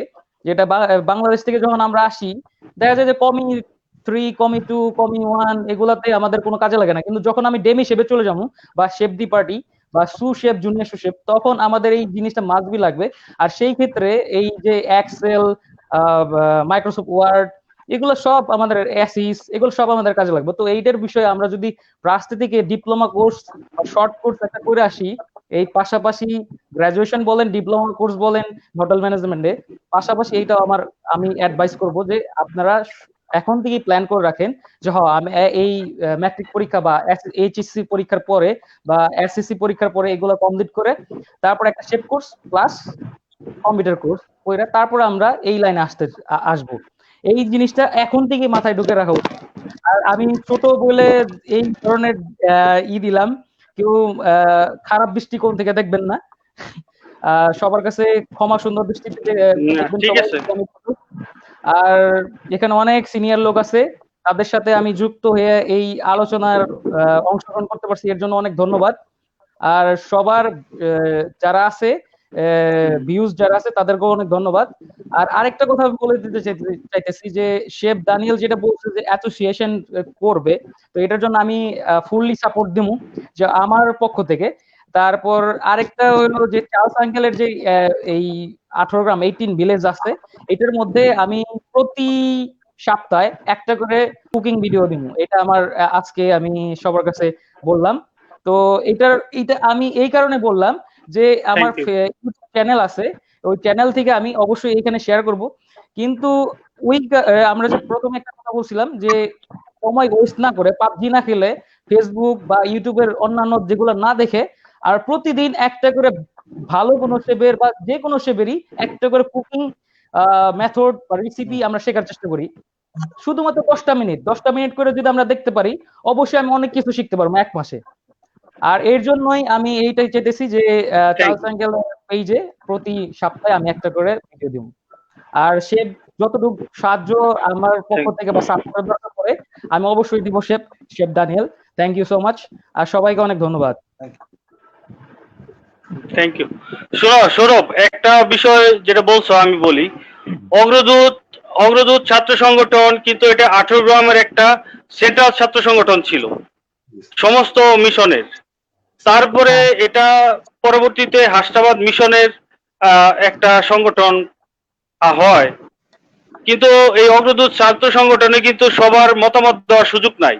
তারা তাদের পছন্দের লোক ছাড়া কে চার্লসকে বা এক্স কে ওয়াই কে নিবে না, এবং তাদের কিছু পরিবারের একই পরিবারের প্রায় 5-6 জন উপদেষ্টা, অথচ অন্যান্য গ্রাম থেকে কোনো গ্রামে উপদেষ্টা আছে, কোনো গ্রামে নাই।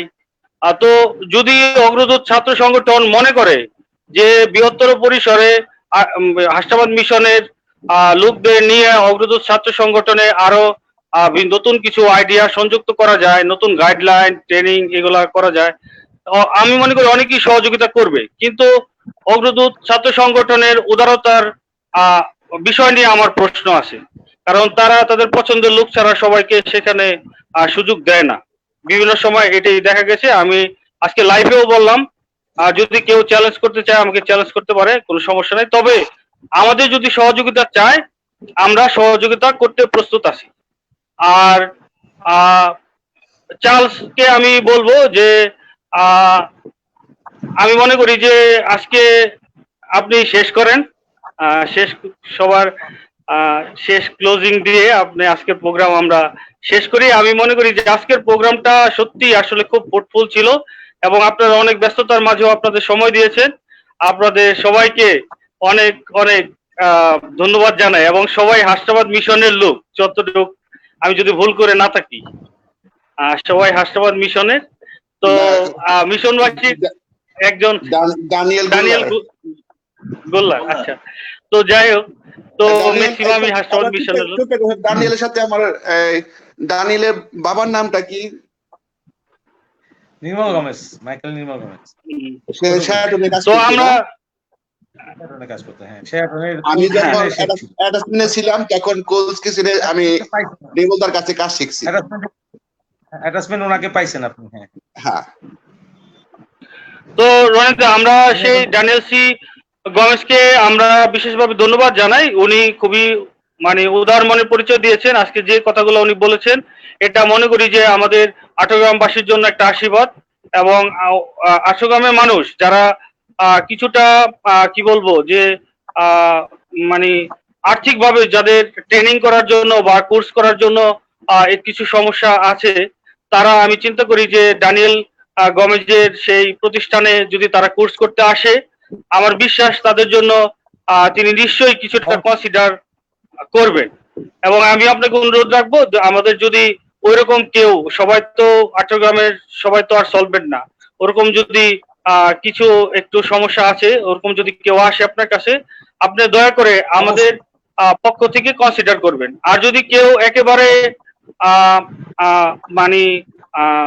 পয়সা ছাড়া ট্রেনিং করতে চায়, তাদেরকেও আপনি ট্রেনিং করাবেন, এবং তাদের যে ট্রেনিং কোর্স তার 50% কোর্স আমরা বান্দরা হোলি ক্রস স্টুডেন্ট ফোরাম থেকে আপনাকে আমরা দিব। আমরা এটা প্রতিজ্ঞা করছি। যদি একদম দরিদ্র কেউ হয়, যে সে কোনো পয়সা দিতে পারবে না, আপনি তাদেরকেও ফিরাই দিবেন না, আপনি তাদেরকে অবশ্যই। কোর্সে করাবেন এবং সেই কোর্সের পুরাটা আমরা দিতে পারবো না, আমরা 50% বান্দরা হোলি ক্রস স্টুডেন্ট ফোরাম থেকে আপনাকে আমরা দিব। তো আমি কোনো অসুবিধা নেই। সবাইকে ধন্যবাদ দিই। আমি সবাইকে খুব সুন্দর। রঞ্জন দা, তোমার কথাই আমরা একটু অ্যাড করি যে আমরা যারা নাকি বাইরে আছি, যা কানাডাতে বা আমেরিকাতে আছি, যদি কোনো ছেলের ওই ভর্তিতে বা কোর্সে কোনো অসুবিধা হয়, ওরকম কোনো ছাত্রের সত্যি তার দরকার, we can help. Thank you Ranjan. অনেকে এগিয়ে আসবে। তো চার্লস, তুমি যদি সবাইকে হ্যাঁ ডানিয়েল দা, ভাই দেখেন, আমরা আজকে মাত্র 6 জন মানুষ বা 7 জন মানুষ এখানে লাইভ করছি। এই লাইভের মাধ্যমে কিন্তু আমরা মানুষদের সমস্যার সমাধান দিতে পারছি। তো যখন 18 গ্রামের শেফদের একটা অ্যাসোসিয়েশন হবে, আপনি এরকম 100 পিপলকে ট্রেনিং করাতে পারবেন আমাদের নিজেদের অর্থায়নে। সবাই মিলে যখন সমষ্টিগতভাবে হেল্প করবে, তখন সবার ক্যারিয়ার গড়ে তোলা সম্ভব, সবার প্রবলেম সলভ করা সম্ভব। এর জন্যই সবার আগে দরকার হচ্ছে 18 গ্রামের অল শেফস অ্যাসোসিয়েশন। এটা হচ্ছে সবার আগে দরকার। সবাই যদি একাত্মতা বোধ করে, আমি চার্লসের হেল্প নিয়ে, আপনাদের সবার হেল্প নিয়ে আমরা খুব শীঘ্রই এটাকে ইমপ্লিমেন্ট করে ফেলবো। Thank you. তো চার্লস, যদি তুমি সবাইকে ধন্যবাদ জানিয়ে যদি শেষ করো, আমার তরফ থেকে দেশ এবং দেশের বাইরে যারা আছে সবাইকে আমি ধন্যবাদ জানাচ্ছি। এই কোভিড-19 এর সময় আপনারা সবাই নিরাপদে থাকবেন, সুস্থ থাকবেন এবং আবার নিশ্চয়ই সবার সাথে দেখা হবে। আমার পক্ষ থেকে সবাইকে ধন্যবাদ। চার্লস। Thank you.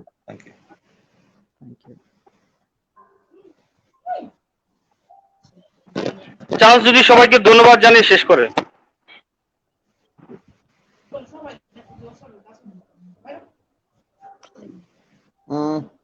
সম্ভবত সমস্যা, কিছু নেটের সমস্যা আছে। আচ্ছা, আমি তাহলে শেষ করে দেই। যারা আমরা আজকে লাইভ শোতে এসেছিলাম এবং মূল্যবান সময় দিয়েছি, আমরা নিশ্চয়ই একটা ফ্রুটফুল জায়গায় এসে পৌঁছেছি এবং আমরা যেভাবে প্ল্যান করেছি, নিশ্চয়ই এই লাইভের পরে আমরা ব্যক্তিগতভাবে বা গ্রুপে আমরা একটা নিশ্চয়ই একটা সিদ্ধান্তে আসতে পারবো এবং আমাদের অতি সত্বর যেটা করতে হবে যে একটা শেপ এক্সিকিউটিভ অ্যাসোসিয়েশন বা ফোরাম যেটি হয় আমাদের এটা করতে হবে এবং এটার বিষয়ে যে আমাদের সিদ্ধান্ত হলো যে ড্যানিয়েল গমেজের নেতৃত্বে এবং চার্লসের সহযোগিতায় এটা অতি সত্বরই দৃশ্যমান হবে। আমরা সেই প্রত্যাশা রাখি। একই সাথে আমরা আরেকটা জিনিস যেটা বলেছি, ড্যানিয়েল গমেজের যে প্রশিক্ষণের যে প্রতিষ্ঠান রয়েছে, সেখানে যদি কোনো দরিদ্র এবং কোনো যাদের সমস্যা আছে তারা যদি সেখানে প্রশিক্ষণের জন্য যায়, তাদের জন্য কনসিডার করা হবে এবং খুব বেশি সমস্যা থাকলে তাকে বিনামূল্যে তাদেরকে ট্রেনিং করানো হবে এবং তার ট্রেনিং এর অর্ধেক খরচ বান্দরা হোলি ক্রস স্টুডেন্ট ফোরাম তারা বহন করবে। এই বলে আমরা আজকে লাইভ যে যেখানে দেশ এবং দেশের বাইরে যে যেখান থেকে দেখেছেন, আপনাদেরকেও ধন্যবাদ জানাই। আপনারা বেশি বেশি শেয়ার করবেন এই লাইভটা, দয়া করে আপনারা যারা দেখেছেন সবাই শেয়ার করবেন, কারণ শেয়ার করলে এটা কিন্তু সবার কাছে পৌঁছে যাবে। এবং শেয়ার করবেন এবং সবাই লাইক দিবেন, দেখার পরে সবাই লাইক দিবেন। সবাই ভালো থাকুন, সুস্থ থাকুন। সবাইকে ধন্যবাদ। আপনারা যারা আজকে স্টুডিওতে ছিলেন আপনাদেরকেও ধন্যবাদ। Thank you very much.